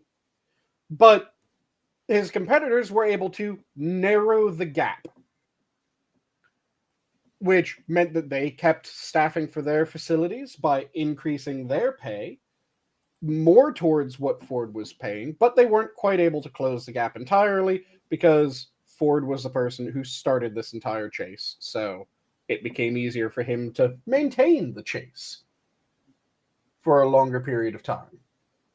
I ended up going a little bit down a rabbit hole, looking through OIG, Office of the Inspector General's reports or complaints and reports. And this problem goes back to the 90s, actually, where they're turning away, or people complained that they were turned away and discriminated against, even though they were qualified, they had hours, blah, blah, blah, at different levels, from pilots to air traffic controllers, all those other sorts of jobs. I'm not super familiar with the practice itself. This is the stuff I read in the reports. And it seems to be like, yeah, they were turning away because they were white men. Yeah, there's a bunch of different claims of that. They are varying degrees of how credible they are, but there's and I will say a lot of the enough claims that it seems like, yeah, it's probably not unreasonable to think that. The thing is, most of those claims were rejected as unsubstantiated. Yep. Unsubstantiated. Unsubstantiative or whatever. Anyway, you know what I'm saying. So you know the thing. Yes. But in reading some of them, especially in the I want to say late 90s. Sorry, I read from like 93 to like 2003. So there was a lot of reports going on. So even though they were unsubstantiated, reading through the claims made, I'm like, but you didn't even like investigate certain claims that he made. Like, you can look at the numbers and be like, well, they hired Jennifer, Shaniqua, and Tina instead of Jonathan and David. Why? Like they hired 3 women for instead of these 2 men, and why? And looking at their complaints, like this person had 5,000 hours flight time, former Navy aviator, blah blah blah blah blah blah blah. I'm like, why would you not want to hire this guy? I look at like Shaniqua's profile, and it's like, had 200 hours. I was like, there's clearly something like going on here, and the OIG is still saying, nah, there's nothing to see here. I'm like, I don't buy it. Sure, Sanguine, I agree with you. Most of it is probably just sour grapes. Yep, and like I said, there are enough of them that there is most likely fire under all that smoke. Well, hold on. I kind of agree with good old Doc here. I recall seeing a bit on I think it was Piers Morgan, and they were discussing the whole DEI stuff. And I know about this one in particular. So I'll jump in when you give the information that you're getting about it. Well, he brought up a scenario where it was like there's an application open up and they need 10 applicants, or they have a position filled and they have 10 applicants, and of them they pick all the white people over the black people just because they wanted to pick the white people. And it's one of those things where it's like, how do you if the first 10 people that are running for the applicant are white and It they is what just it so is. happen to be hired, is that really an argument for, oh, they just didn't want to hire the black people who were in there? And hey, guess what, people? I'm brown, so I can say this because I'm a fucking mediary. I'm fucking on the outside, assholes. I don't know. I question your brownness. Yeah. So with the bit that I remember, They would There's tell me Morgan. to fucking pick up the mop and broom. So the bit that I remember popping off the conversation when Piers was talking about this type of shit, it was a program had just started up in order to increase the number of pilots in the United States. And the program, in its official write-up, said that it was accepting with a privileged status. So they were accepting intentionally more minorities. And the question was, is this something that should be allowed? Which, to my mind, no. Mm-mm. Also, why was this happening? Because people were saying that this wasn't a racist decision, this was something else. And he went, okay, so why is it happening then? And the people that were trying to say it was something else, they just kept on saying, it's something else, it's something else.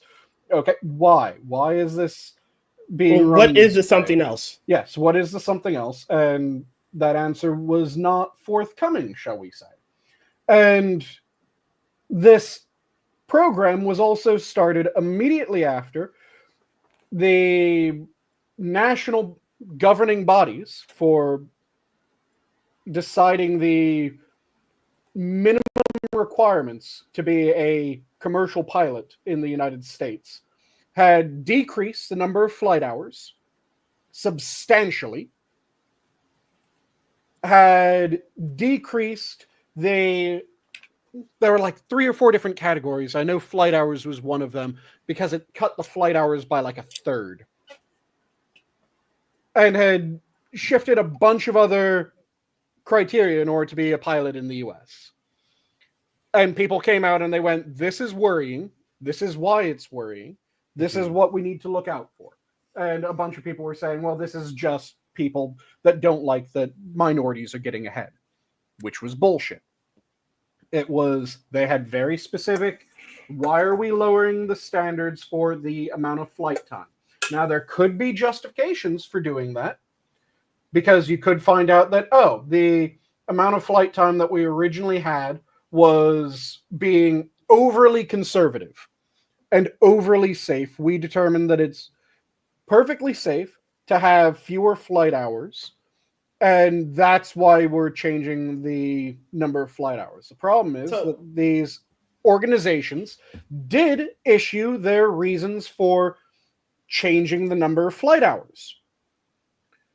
The reason given for changing the number of flight hours was that they determined the higher number of flight hours was keeping minorities and women that would otherwise qualify to be pilots from becoming pilots. Which, that's not a good fucking reason to change the standard. And again, that was what they said in their own press releases, that the change was in order to increase the proportion of women and minorities within the population of U.S. pilots. All right, so I'm going to say this one. Wow. Y'all know about Ketanji Brown Jackson. Unfortunately. There's now if Biden had never said what he said about how he is specifically going to pick a black female to be Supreme Court judge should he get one. Mm-hmm. If he had never said that, we wouldn't look at her like The DEI hire of the yeah. We still look at her like she's a fucking idiot. Yeah. She is. But it would give her some credibility to her status. And that's what it did. Again, it's not that when I look at these people, say I'm on a plane and I see a black pilot, I'm looking at them like, are you the best qualified? Yep, and it's because they put the question into your mind. Yes. Because if it was you knew every pilot, regardless of what their skin tone, genitals, or any other facet of them had to meet the same criteria in order to be a pilot. It wouldn't be that question. Like, oh, well, you just have to be a black captain. Well, wow, that's nice. But you said that your mission was to increase, minority and black pilots. Yep. But well, why what are you, And not only that you were setting out to do so, but that you were accepting lower qualifications. Yes. In order to meet those desires. Because if it was... Hold on, what does that even mean? To reduce... Wait, what the fuck? What the fuck does what mean? What? To reduce the amount of pilots?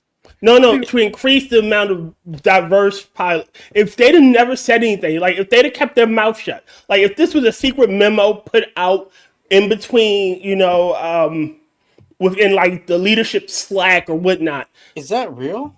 Yeah, so, like they when they were united doing the program, the decision to lower the requirements for pilot in order to lower the number of flight hours in particular. That's the one that I remember the most. Because I got into an extended argument with people over. Well, I mean, that makes sense because I saw recently that there was a lawsuit from like 900 pilots who were denied access to employment for the FAA because they were white. They had to go through some shit. And again, once again, I'm not white.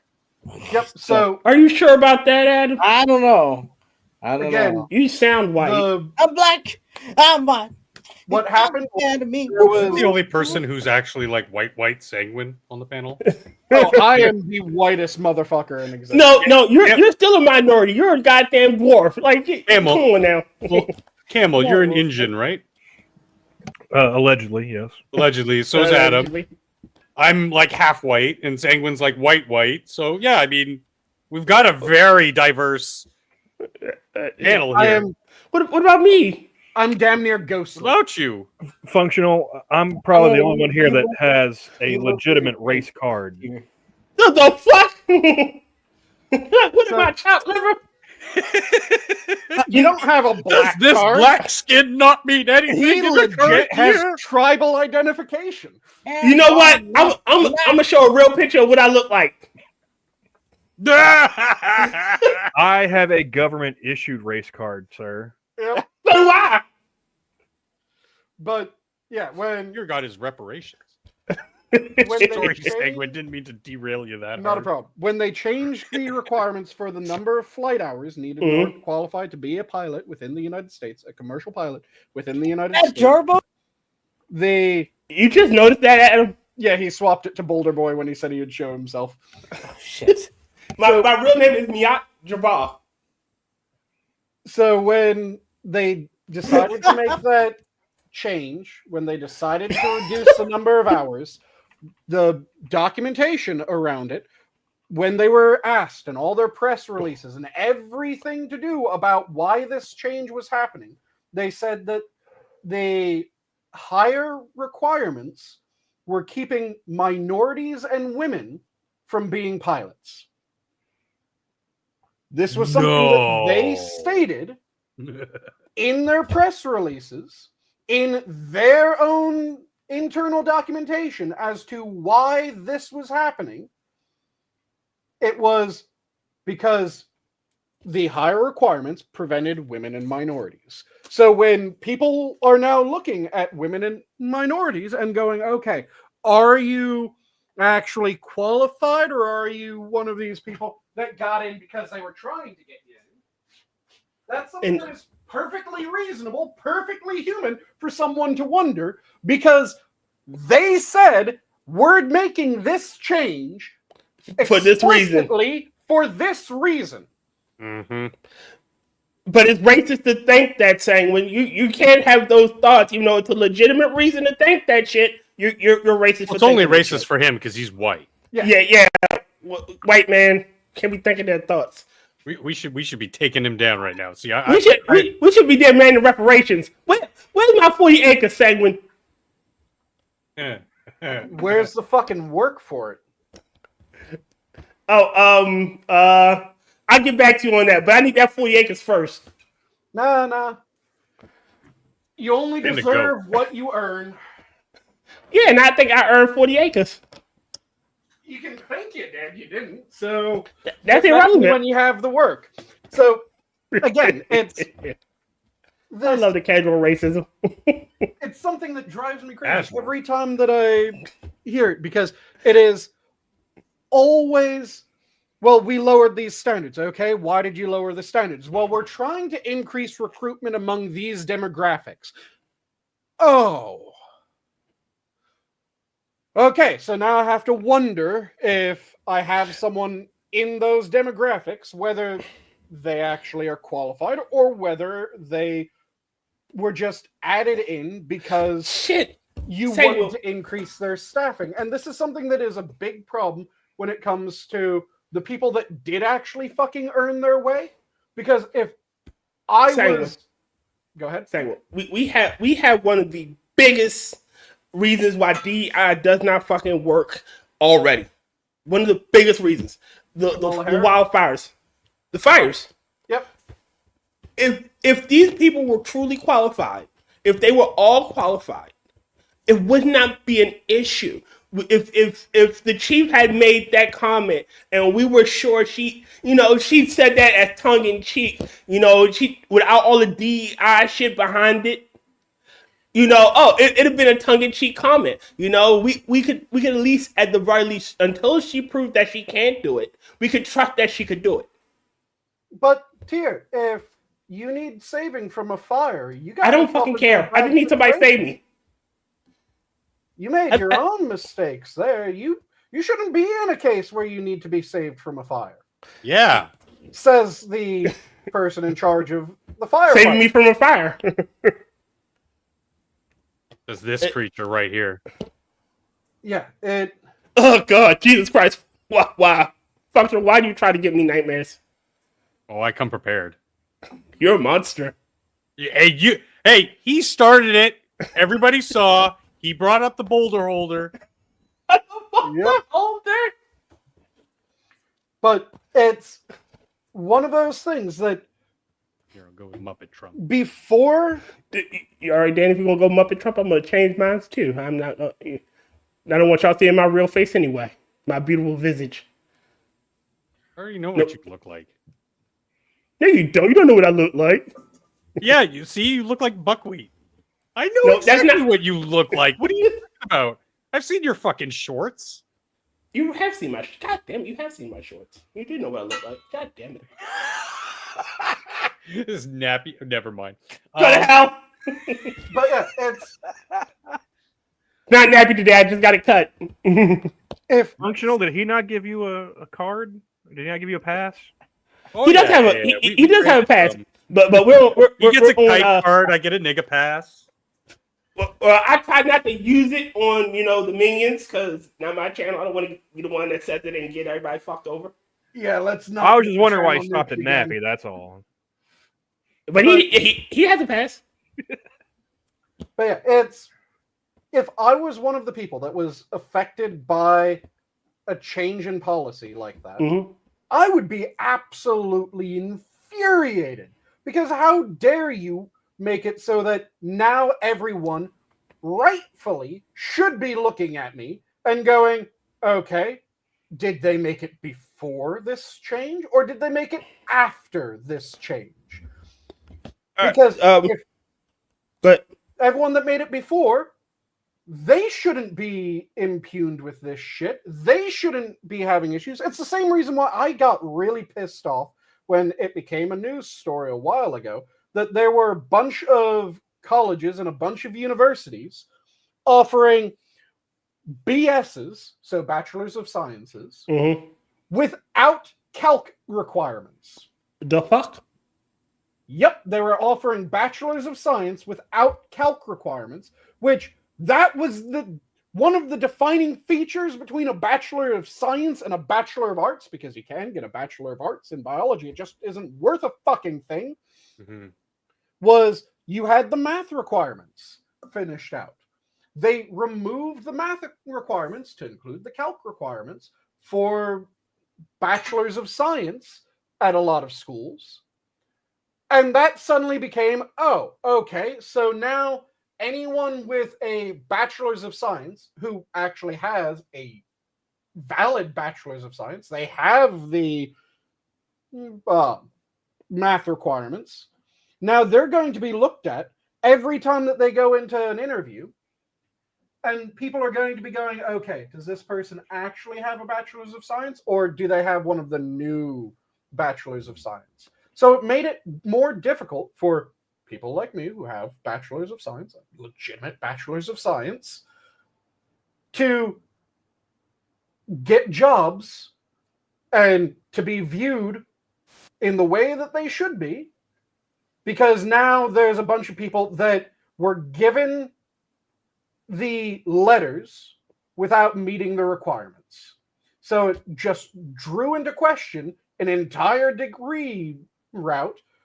And in that case, it was, again, they said that the Bachelors of Science with the math requirements was a thing preventing more women from going into biology. By the way, biology is one of the most female-dominated hard sciences of all the hard sciences. So I've learned this, and it is not a controversial opinion because all of you will mostly agree to it. I fucking always hated affirmative action. Yep. Full fucking stop. I've always hated it.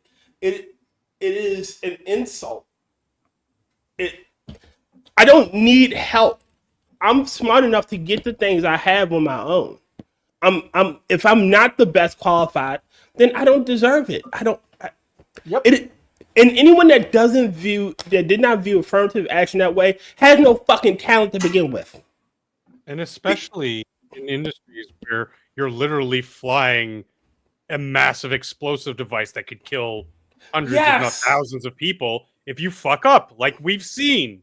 When shit goes bad, and oh well, why did it break? And if you can't give an explanation to, at my job, we had a bunch of those type of people come in recently, and I wouldn't trust them with a potato. I wouldn't trust them to guard a classroom egg. No, I kid you not. These individuals, because they're not children, they're around my age, which makes it even fucking worse. It's worse. You know, I wouldn't trust them to guard a goddamn kiddie pool because full of fucking squirrels. With children, you could at least go, well, they'll learn. They'll learn, yeah. But with people my age, they're fucking adults. Yep. It only hopefully with protection, because we don't need more of them. But yeah. But they reproduce like fucking rabbits. Yep. You know, and then again, affirmative action mollycoddled those people. They never had to build real skill. They never had to have any talent. And look, I live in the real world, and there are Elons, and then there's Tyrones. Tyrone's his lot in life is he's going to be flipping burgers for the rest of his life. It's not a bad profession. It shouldn't be looked down upon. You know, you can't make your Elons your Tyrones, and you can't force your Tyrones to be Elons. And there's things that they could figure out, things that they could do to improve their lot in life. There's endless ability to improve effectively. You can come up with ways that you make yourself better, and by making yourself better, you can earn more. So it isn't, well, these people are just going to always be doomed to minimum wage. No, you can develop skills. You can find a passion and do that passion. If your passion is building bikes, you can make an honest living out of building bikes, a decent living. You can move up from being a burger flipper to a bike maker. Everybody wants a fucking bike. Yep, you can learn a mechanical skill. You could just develop your soft skills really well, and you go from being a burger flipper to now you're in charge of the franchise. Yeah, and it's very much possible to grow within your field. But the constant need that everybody can be anything. No, you can't turn low IQ people into geniuses, and you can't force your geniuses to sit with your low IQ people because it's only going to drag them down. This reminds me of something that absolutely infuriated me. You guys know that I like to read research papers from time to time just to maintain that skill, and also nerd. One of the papers that I read, I want to say it was 2 years ago, filled me with unmitigated rage. Oh God! It was a paper that was in education. So it was talking about how the authors of the paper had discovered, that was effectively the wording, that they had discovered this fantastic approach to education, which saw an increase in mastery at every level. Doesn't matter if someone was low skill or high skill. If you followed this approach, they showed an increase in mastery, and they showed a greater increase in mastery than any other method that they tested. Do you want to hear what this innovation was? What? If you have closely grouped skill cohorts, so what that means is if you match people of similar ability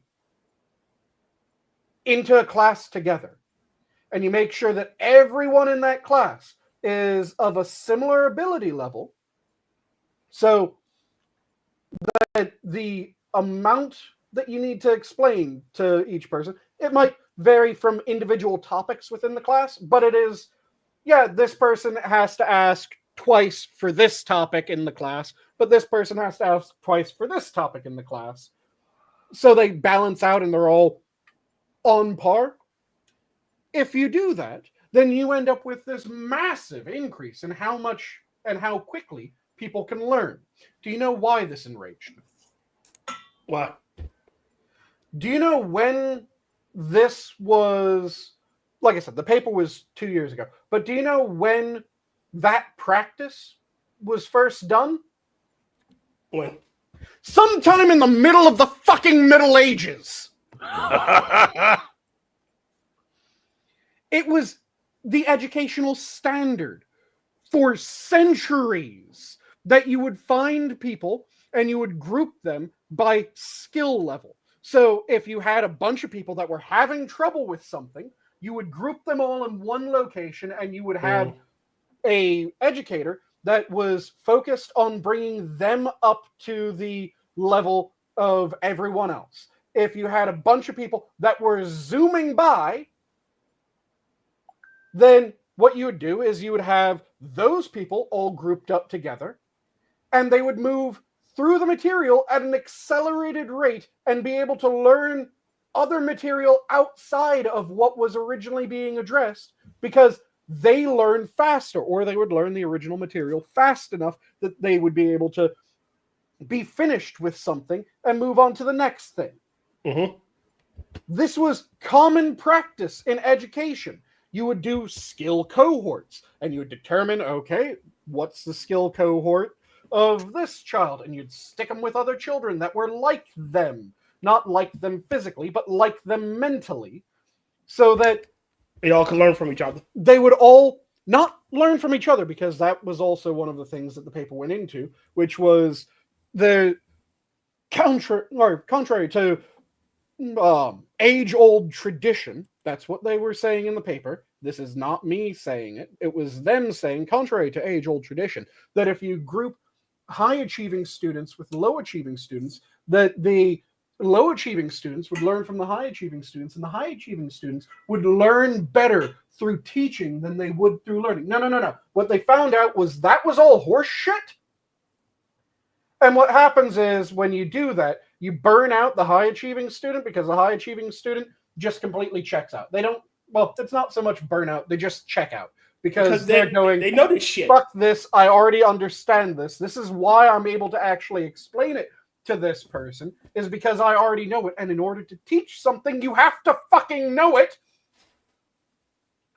What you have to do is you have to have people that know the material, teaching the material, to students that are grouped up, so that they can learn what they're supposed to learn from someone who knows it.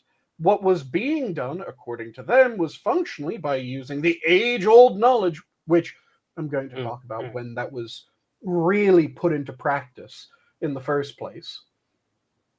It, rather than helping all the students, what it did was it burnt out the lower ability students, because there's only so many times that you can ask, can you explain that again? When everyone else fucking understands, and you can tell everyone else fucking understands. Yeah. Before you decide, fuck it, I'm just not going to understand. I'm never going to get it, and they check out. There's only so many times that you can be suppressed in your learning before you decide it, fuck it, I'm not going to learn anything here. Why am I trying?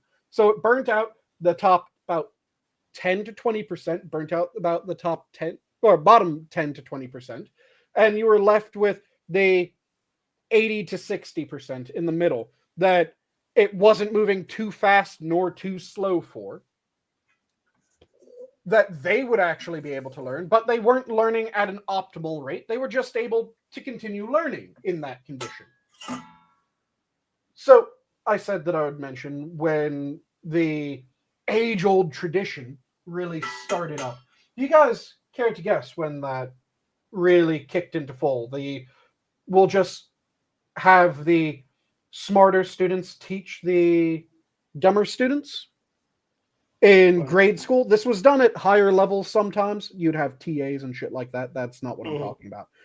I'm talking about when it started to become the thing in grade school through high school. The implementation of the Department of Education? It started in about the 70s. The implementation of the Department of Education. And when it started in the 70s, do you know why it was implemented? Affirmative action? There was an educational achievement gap that they were seeking to close. So the way that they ended up closing it was they slowed down the top and they just sacrificed the bottom. So it was a means to get a balanced level. Normalize. Yeah. Yes. Yeah. Okay. It's fucking stupid, honestly. So rather than having your education system that was meant to make sure that everyone learned the material as well as they could, as efficiently as they could, what they did was they implemented this procedure in order to normalize educational attainment. And they thought that they wouldn't burn out the bottom 10 to 20%. They thought they would still just limp along. But turns out that, yeah, you burn out the bottom 10 to 20% and you completely get the top 10 to 20% to check out. So over time, you have fewer high achievers and you have low achievers that are a mix of what should be high achievers as well as what would have been low achievers regardless of what you do.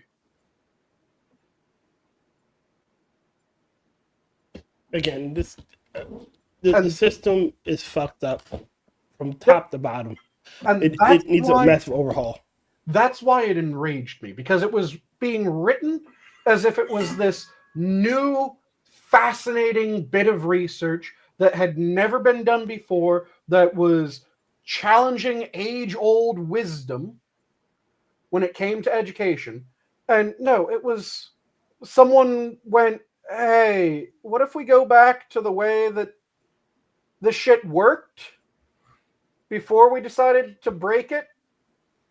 What if we did that? Oh, we get better results if we go to the way things actually work rather than using the way that we implemented to break it. And the thing that was particularly infuriating about this is, do you guys remember what the reason for Common Core was? Again, bridging the gap. It was that there was an educational attainment gap. And in order to normalize the education, they came up with this new approach, which was meant to frustrate parental help at home. Because what they thought was a large part of the educational attainment gap was you had some children come from families with very active parents. Some children come from families with very inactive parents. And a lot of the lowest achieving people came from families with very inactive parents. So if you create a different educational framework that makes it more difficult for the involved parents to be involved, if you dumbed it down, then, well, not quite dumbed it down, you just made it so that the parents are unable to help because the way that you're teaching is not the way that the parents learned or the way that the parents would do things, then you're able to neutralize the benefit of involved parents in education. But that shouldn't be it's not little Johnny's fault that, my mom took it seriously and his mom didn't. Look, again, you can't fault. You're punishing everybody. You're making everybody weaker instead of making them stronger. By trying to force everybody into this square mold, you're not making more squares. You're just fucking breaking the mold. Yeah, you're fucking over people by trying to get everyone on equal footing. Equal footing is something that will exist before the law and should exist before the law. It is not something that can exist in any other respect. Before the law, absolutely. And we have problems where it doesn't always exist before the law. I'm not saying that it always exists before the law. I'm saying the ideal is. Yeah. Yes, the ideal is that it exists before the law. In every other respect, there are going to be people that are better. There are going to be people that are smarter. There are going to be people that are faster, that are stronger.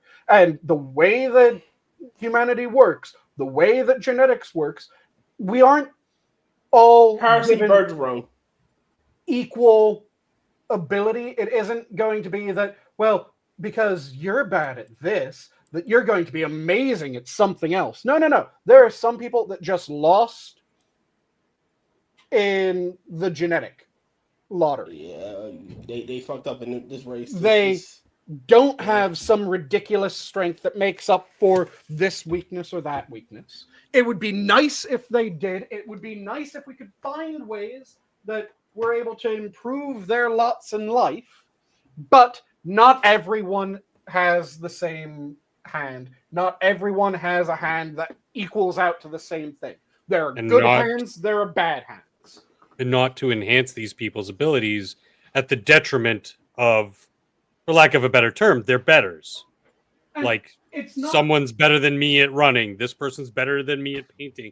It's not something to be ashamed of. Again, it's hard to burger room. It is the when we're all equal, we handicap each other instead of elevating us, letting us use our natural born talents. We got shit in our ears, fucking up our thoughts. So now I can't think as fast as my wife can because this thing is in my fucking ear every time I have a coherent thought. Boom. Yeah, You it's know? a conflation of equality Anyone and else equity. find it funny that Tier made it so that he's taking the part of Garpier?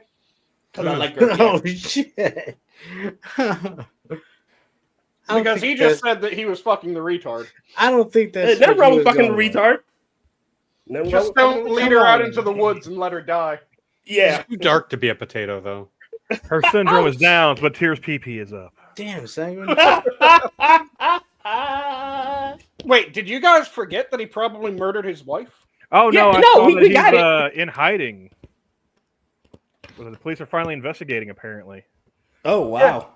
Because the last time that she was seen, she was going off into the woods and was never seen again. Yeah. That's one hell of a spirit quest, I'll tell you that. I didn't know she was one of your people. Damn. He is now. I'm not Canadian, so I don't know what's going on there. She's one with the ancestors. But I'm an American Indian, not a what do they call them up there? Pakistanani? Engines? Huh? Oh, Engines? oh, you're talking Eskimos? about the Well, here in the states, Oh. we call we get called Indians because indigenous whatever. peoples. Are you talking about the No, indigenous there's some other peoples retarded or name the they First use. Nations? That's the one. That's the one that. Oh, right. That's Yeah, gay. yeah, yeah. First That- Nations. Yeah. That's gay. That'd be gay. That. So on a Look. scale of gay, what's gayer, First Nations or not eating meat? First Nation. Just First to do a Nations. call back there. First Nations, hands down. Because honestly, if they were a fucking nation, they'd been more unified. They could have resisted better. Well, that's why it's an X. They had multiple nations. They just weren't very effective. Can you really call loosely defined territories that changed with the winter a nation? I mean, they were tribes. Yeah, tribal offense. groups are a nation. Okay. Because the way that it works is nation is a grouping of people with a unified border. identity. Nope. That is how you define a country. A country is a defined.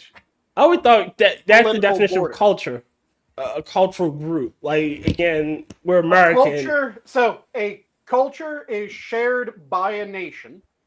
Okay. A country can be the political and geographical representation of a nation or nations. So you can have several nations within one country. Cultural group. Okay. And you can have several cultures within one nation. Because you can have different microcultures that pop up within a nation. But the nation is defined as a group with shared identity. Yeah. First people, First Nation, look, it's not an insult that we call you that. Again, that's the terminology we've been growing up with. And I don't get insulted when some old white guy calls me a nigger. Oh, God damn it. Didn't on your show. God. You're black. Fucking, I'm blaming you, Functional. What? How? Oh. What? Whoa! YouTube, he's black. It's And cool. I can't really say. That's what I they was about to always say do. was- They always blame the Jews. That's what I was about to say. I had to blame somebody. No, and I mean, like, it's some. Oh fuck! Somebody even said to me, like, online, whatever. This doesn't matter the platform. I don't even remember the platform. Like, you said something to the effect, like, you're a coward. You probably wouldn't say this to somebody's face in real life or whatever. I'm like, motherfucker, I have. And you know what? People didn't freak out about it because they weren't bitches. Somebody cut me off, and they happen to be what, Chinese or black or white or whatever. I'm gonna pick the lowest common denominator that I know is gonna get under their skin, and I'm gonna use those words because I'm mad and I want to make them mad. You see, Functional, there are people. I've had this conversation about why do you let people call you that on your show? Well, first off, because these are my friends, and I could care less. Like, when we say it to each other, it's not to be hurtful. You're not trying to really cut me anything. You're trying to be funny, and honestly, it is.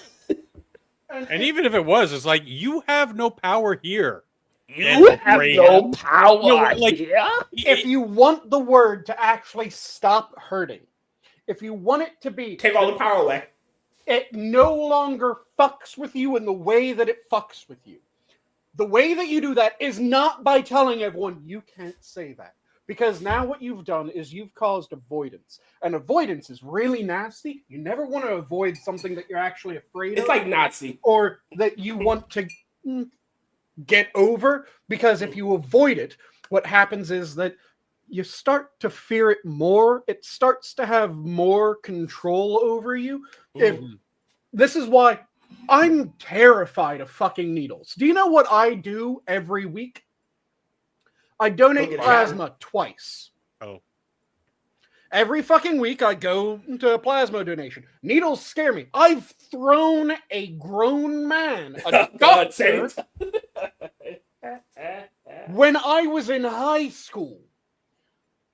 Just That dwarven strength. threw him into a door. And then I came up ready for a fight. I am terrified of needles. When I say that, it is not lightly. It is not a, oh, ha, ha, ha, ha, he, he. They slightly bother me. No. I was terrified of needles. Fight or flight kicks in with needles. Mm-hmm. In order to decrease the problem that I have with needles, I went, okay, what can I do that will help me get over my fear of needles and also do something good? Donating plasma became a solid answer for that. Because and you give him blood and you're doing something good, so it replaces the fear in your mind with like, hey, I'm helping people. I'm able to focus on that while also getting used to needles being near me. So it decreases my fear. If I wanted to get over my fear, not having needles anywhere around me would just make it worse. For me, it's not even I would throw a doctor because he surprised me with a needle, to even if a doctor didn't surprise me with a needle, I'd end up throwing them. And this is something that you see when someone says that, oh, if you have a woman who unfortunately gets assaulted and she says that she's afraid of men and she goes away and she hides away from men, it only gets worse.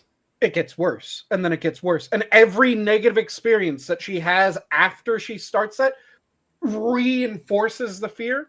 Whereas the positive experiences don't do that. You have to get a fuck ton of positive experiences in order to have them override the negative. So the worst thing that you can do is if you're afraid of something and you hide from it. If you really want to get the word to stop affecting you, don't tell people that they can't say it. Have them say it about shit that it didn't apply to before. That's what we've done with every word that has been completely neutered of any sort of insult. You don't hear Patties getting pissed off about being called a Patty. You don't hear people, Irishmen, getting pissed off that a dirty Mick. Did you say bog trotter? Did you say Mick? Did you say Patty? Leprechaun? Yeah, did you say leprechaun? You don't have people that are intelligent going, oh my god, did you call me a nerd? That you can't say nerd, you can't do that. That's our word. You can't be using our word. You don't hear Christians going, did you just say guy? Because, yeah, Guy is from Guy Fawkes. He looked like a creep. He was a Christian radical. Yes. And remember the 5th of November. Yep, he was the one who was about to blow up Parliament. And he fucked up. His name became an insult first for Christians, or for Catholics specifically. It became an insult for Catholics. Then it became an insult for men, because Guy Fawkes looked creepy. So calling someone a guy meant that they were a creepy looking dude. Hey, Functional. Yes. I'm not your guy, buddy. I'm not your friend. He's not your guy, pal. Oh God. It's I'm not your guy, buddy. I'm not your buddy, friend. I'm not your He friend, not your pal. friend, pal. Oh. Thanks for fucking it up, Tier. Thank you. You are a racist. Thank you. You know I'm black and that's my job. Fucking shit up. And you wonder why you don't get your 40 acres and a mule.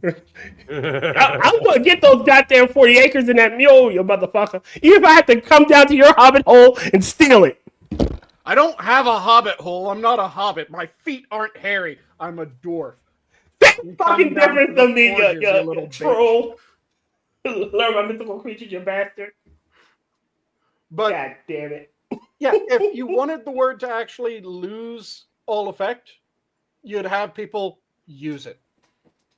You'd have people use it, and you'd have people use it in ways that are complimentary, in ways that are indifferent, in ways that, yeah, someone wants to insult, use it as a fucking insult from time to time, but as long as there's those complimentary and indistinct, it loses its original meaning, it loses its original sting.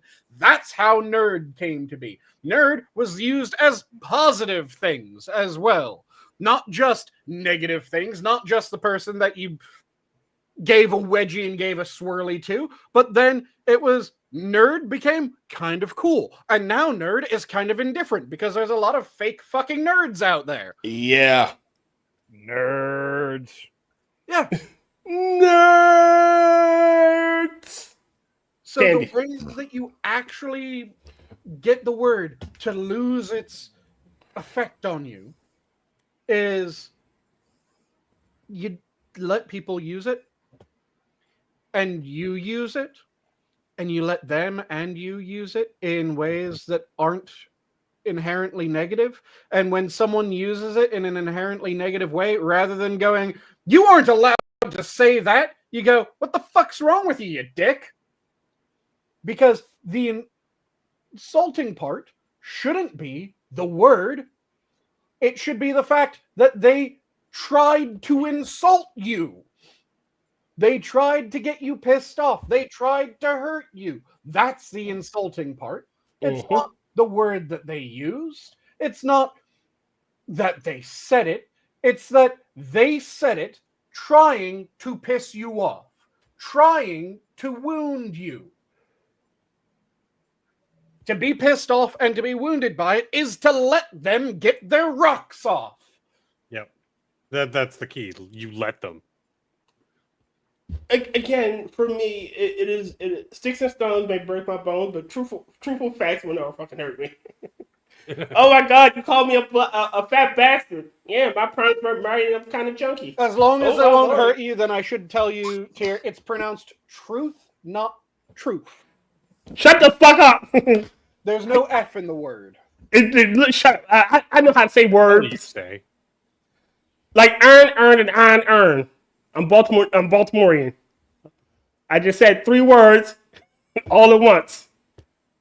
It's okay, Tier. We already know you're retarded. Thank you for understanding my my disabilities. Now say And you're a Earth. good friend.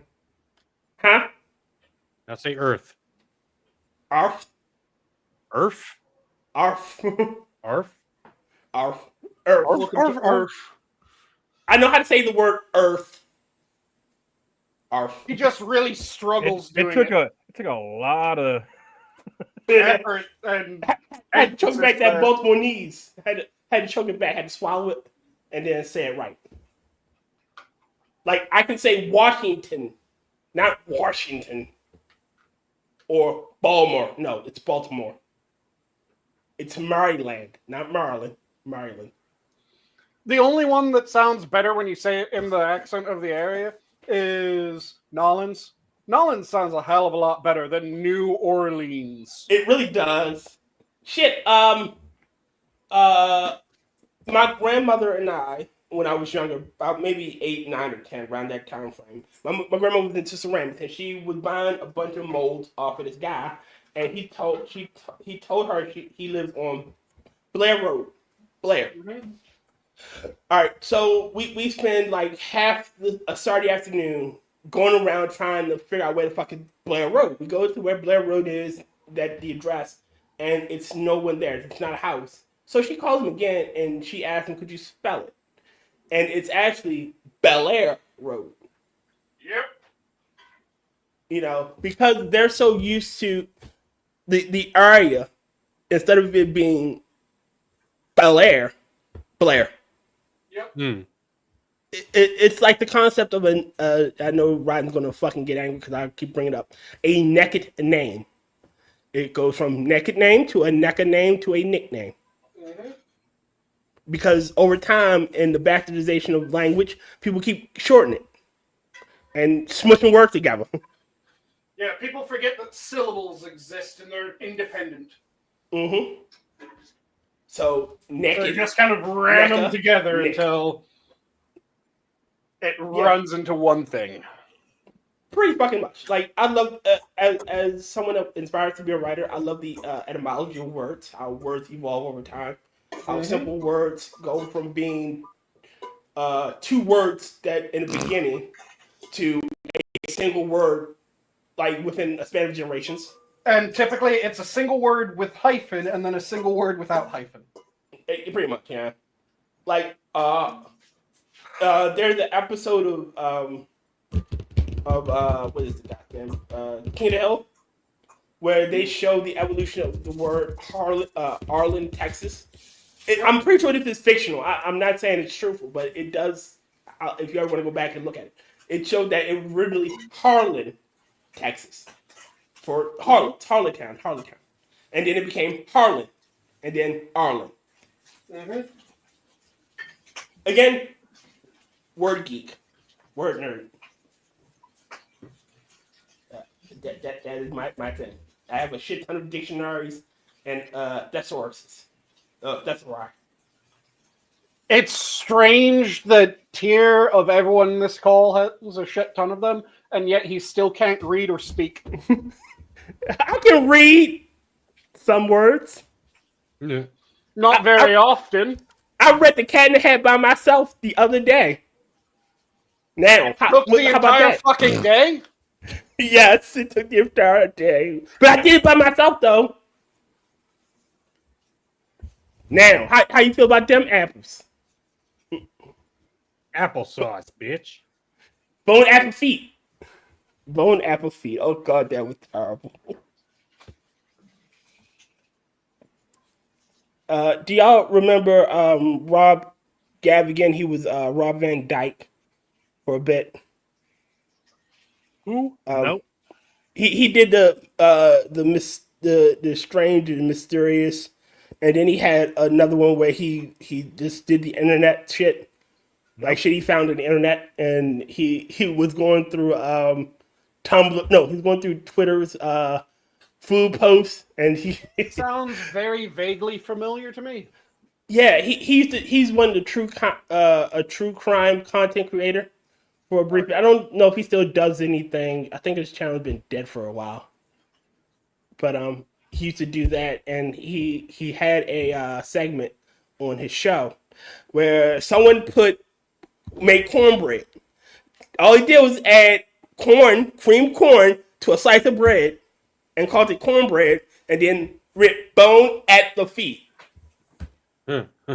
Nice. So every time it was just Rob. Yeah, no. Rob Dyke was his real name, but he changed it to Gavigan because he wanted to his grandmother. He wanted to revive her last name, because he loved his grandmother, so he changed it to Gavigan. Okay. But yeah, I think we Yep, Adam has. I think that's the signal to quit. Oh shit! It is over 2 hours since we started. I've So, faded as well. do we want to go around the horn for parting words? Really quickly, did y'all talk about the big bitch that tried to get in the lift and he told her fucking no, you're too big? Say again? The fat chick that tried to get into the lift.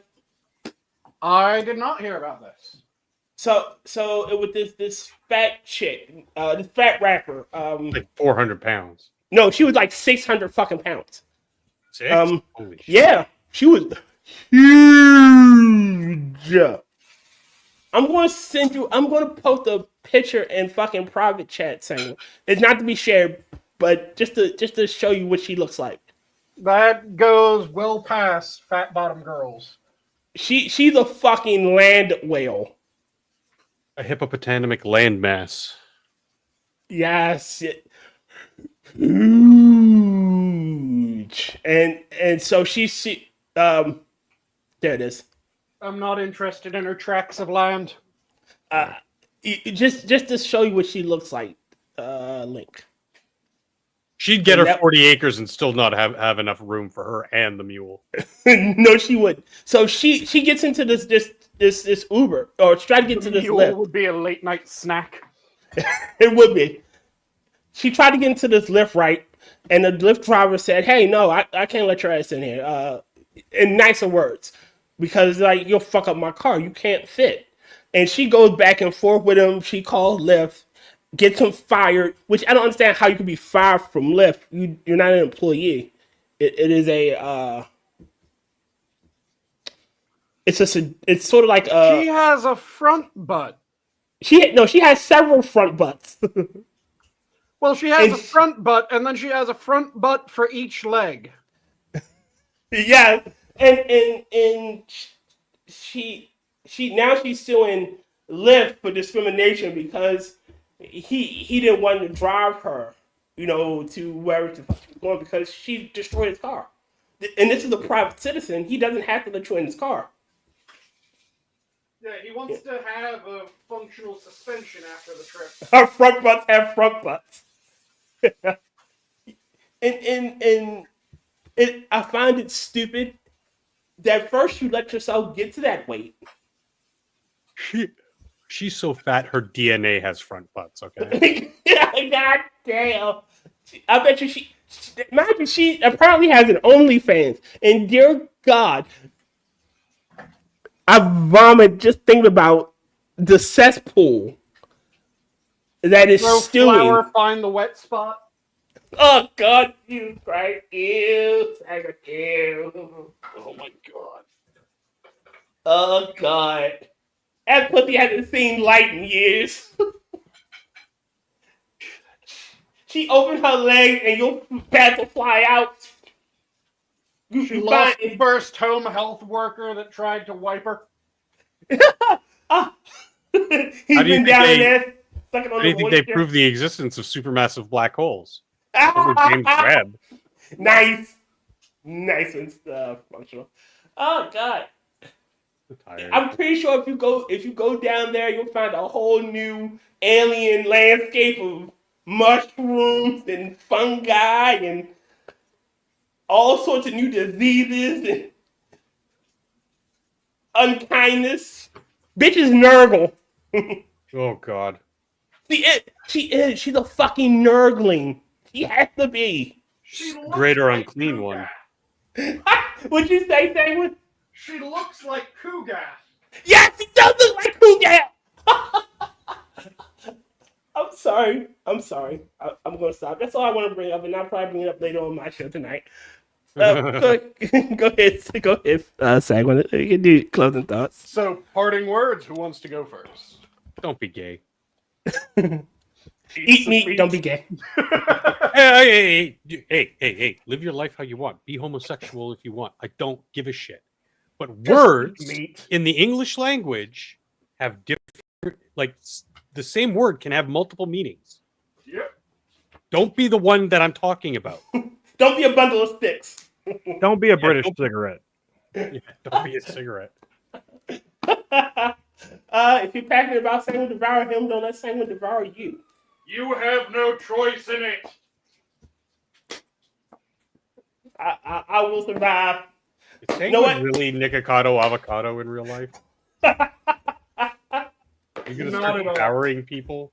That's how he keeps his power levels up.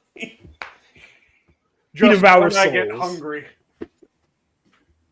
Must feed on human flesh. Oh, Look, all I'm saying is civilization is one missed dinner from falling. Wait a minute, hold on. Wait a minute. Rotten said she got a lift to go 4 houses down. Is that true, Rotten? Really? Probably. Have you seen the bitch? Again, if you get that, it's people like Emerlyn Reed and Although I and, side with her, that's earthquake prevention right there. I mean, Maybe she could've should have fell ordered down. a Cybertruck. She could fit in the bed. She Just- got a forklift. I think that he should have worked with her. Lay down, I'll just roll you there. Look, know what he should have done? He should have got a pallet, put some wheels on it, tacked it to the back of his car, pulled it like a goddamn truck. Come on. Just hold on, you'll be fine.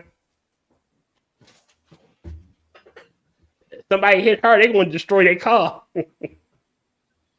So, Ugh. functional parting words. Yeah, don't be gay. Oh, yeah, you did the don't be gay.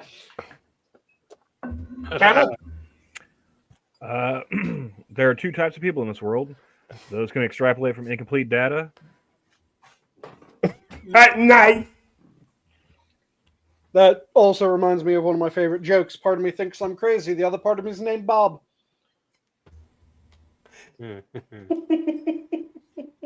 And I'll leave off with, I have no need of friends who change as I change or nod as I nod. After all, my shadow does that far better anyways. You all of my favorite fictional imaginary friends.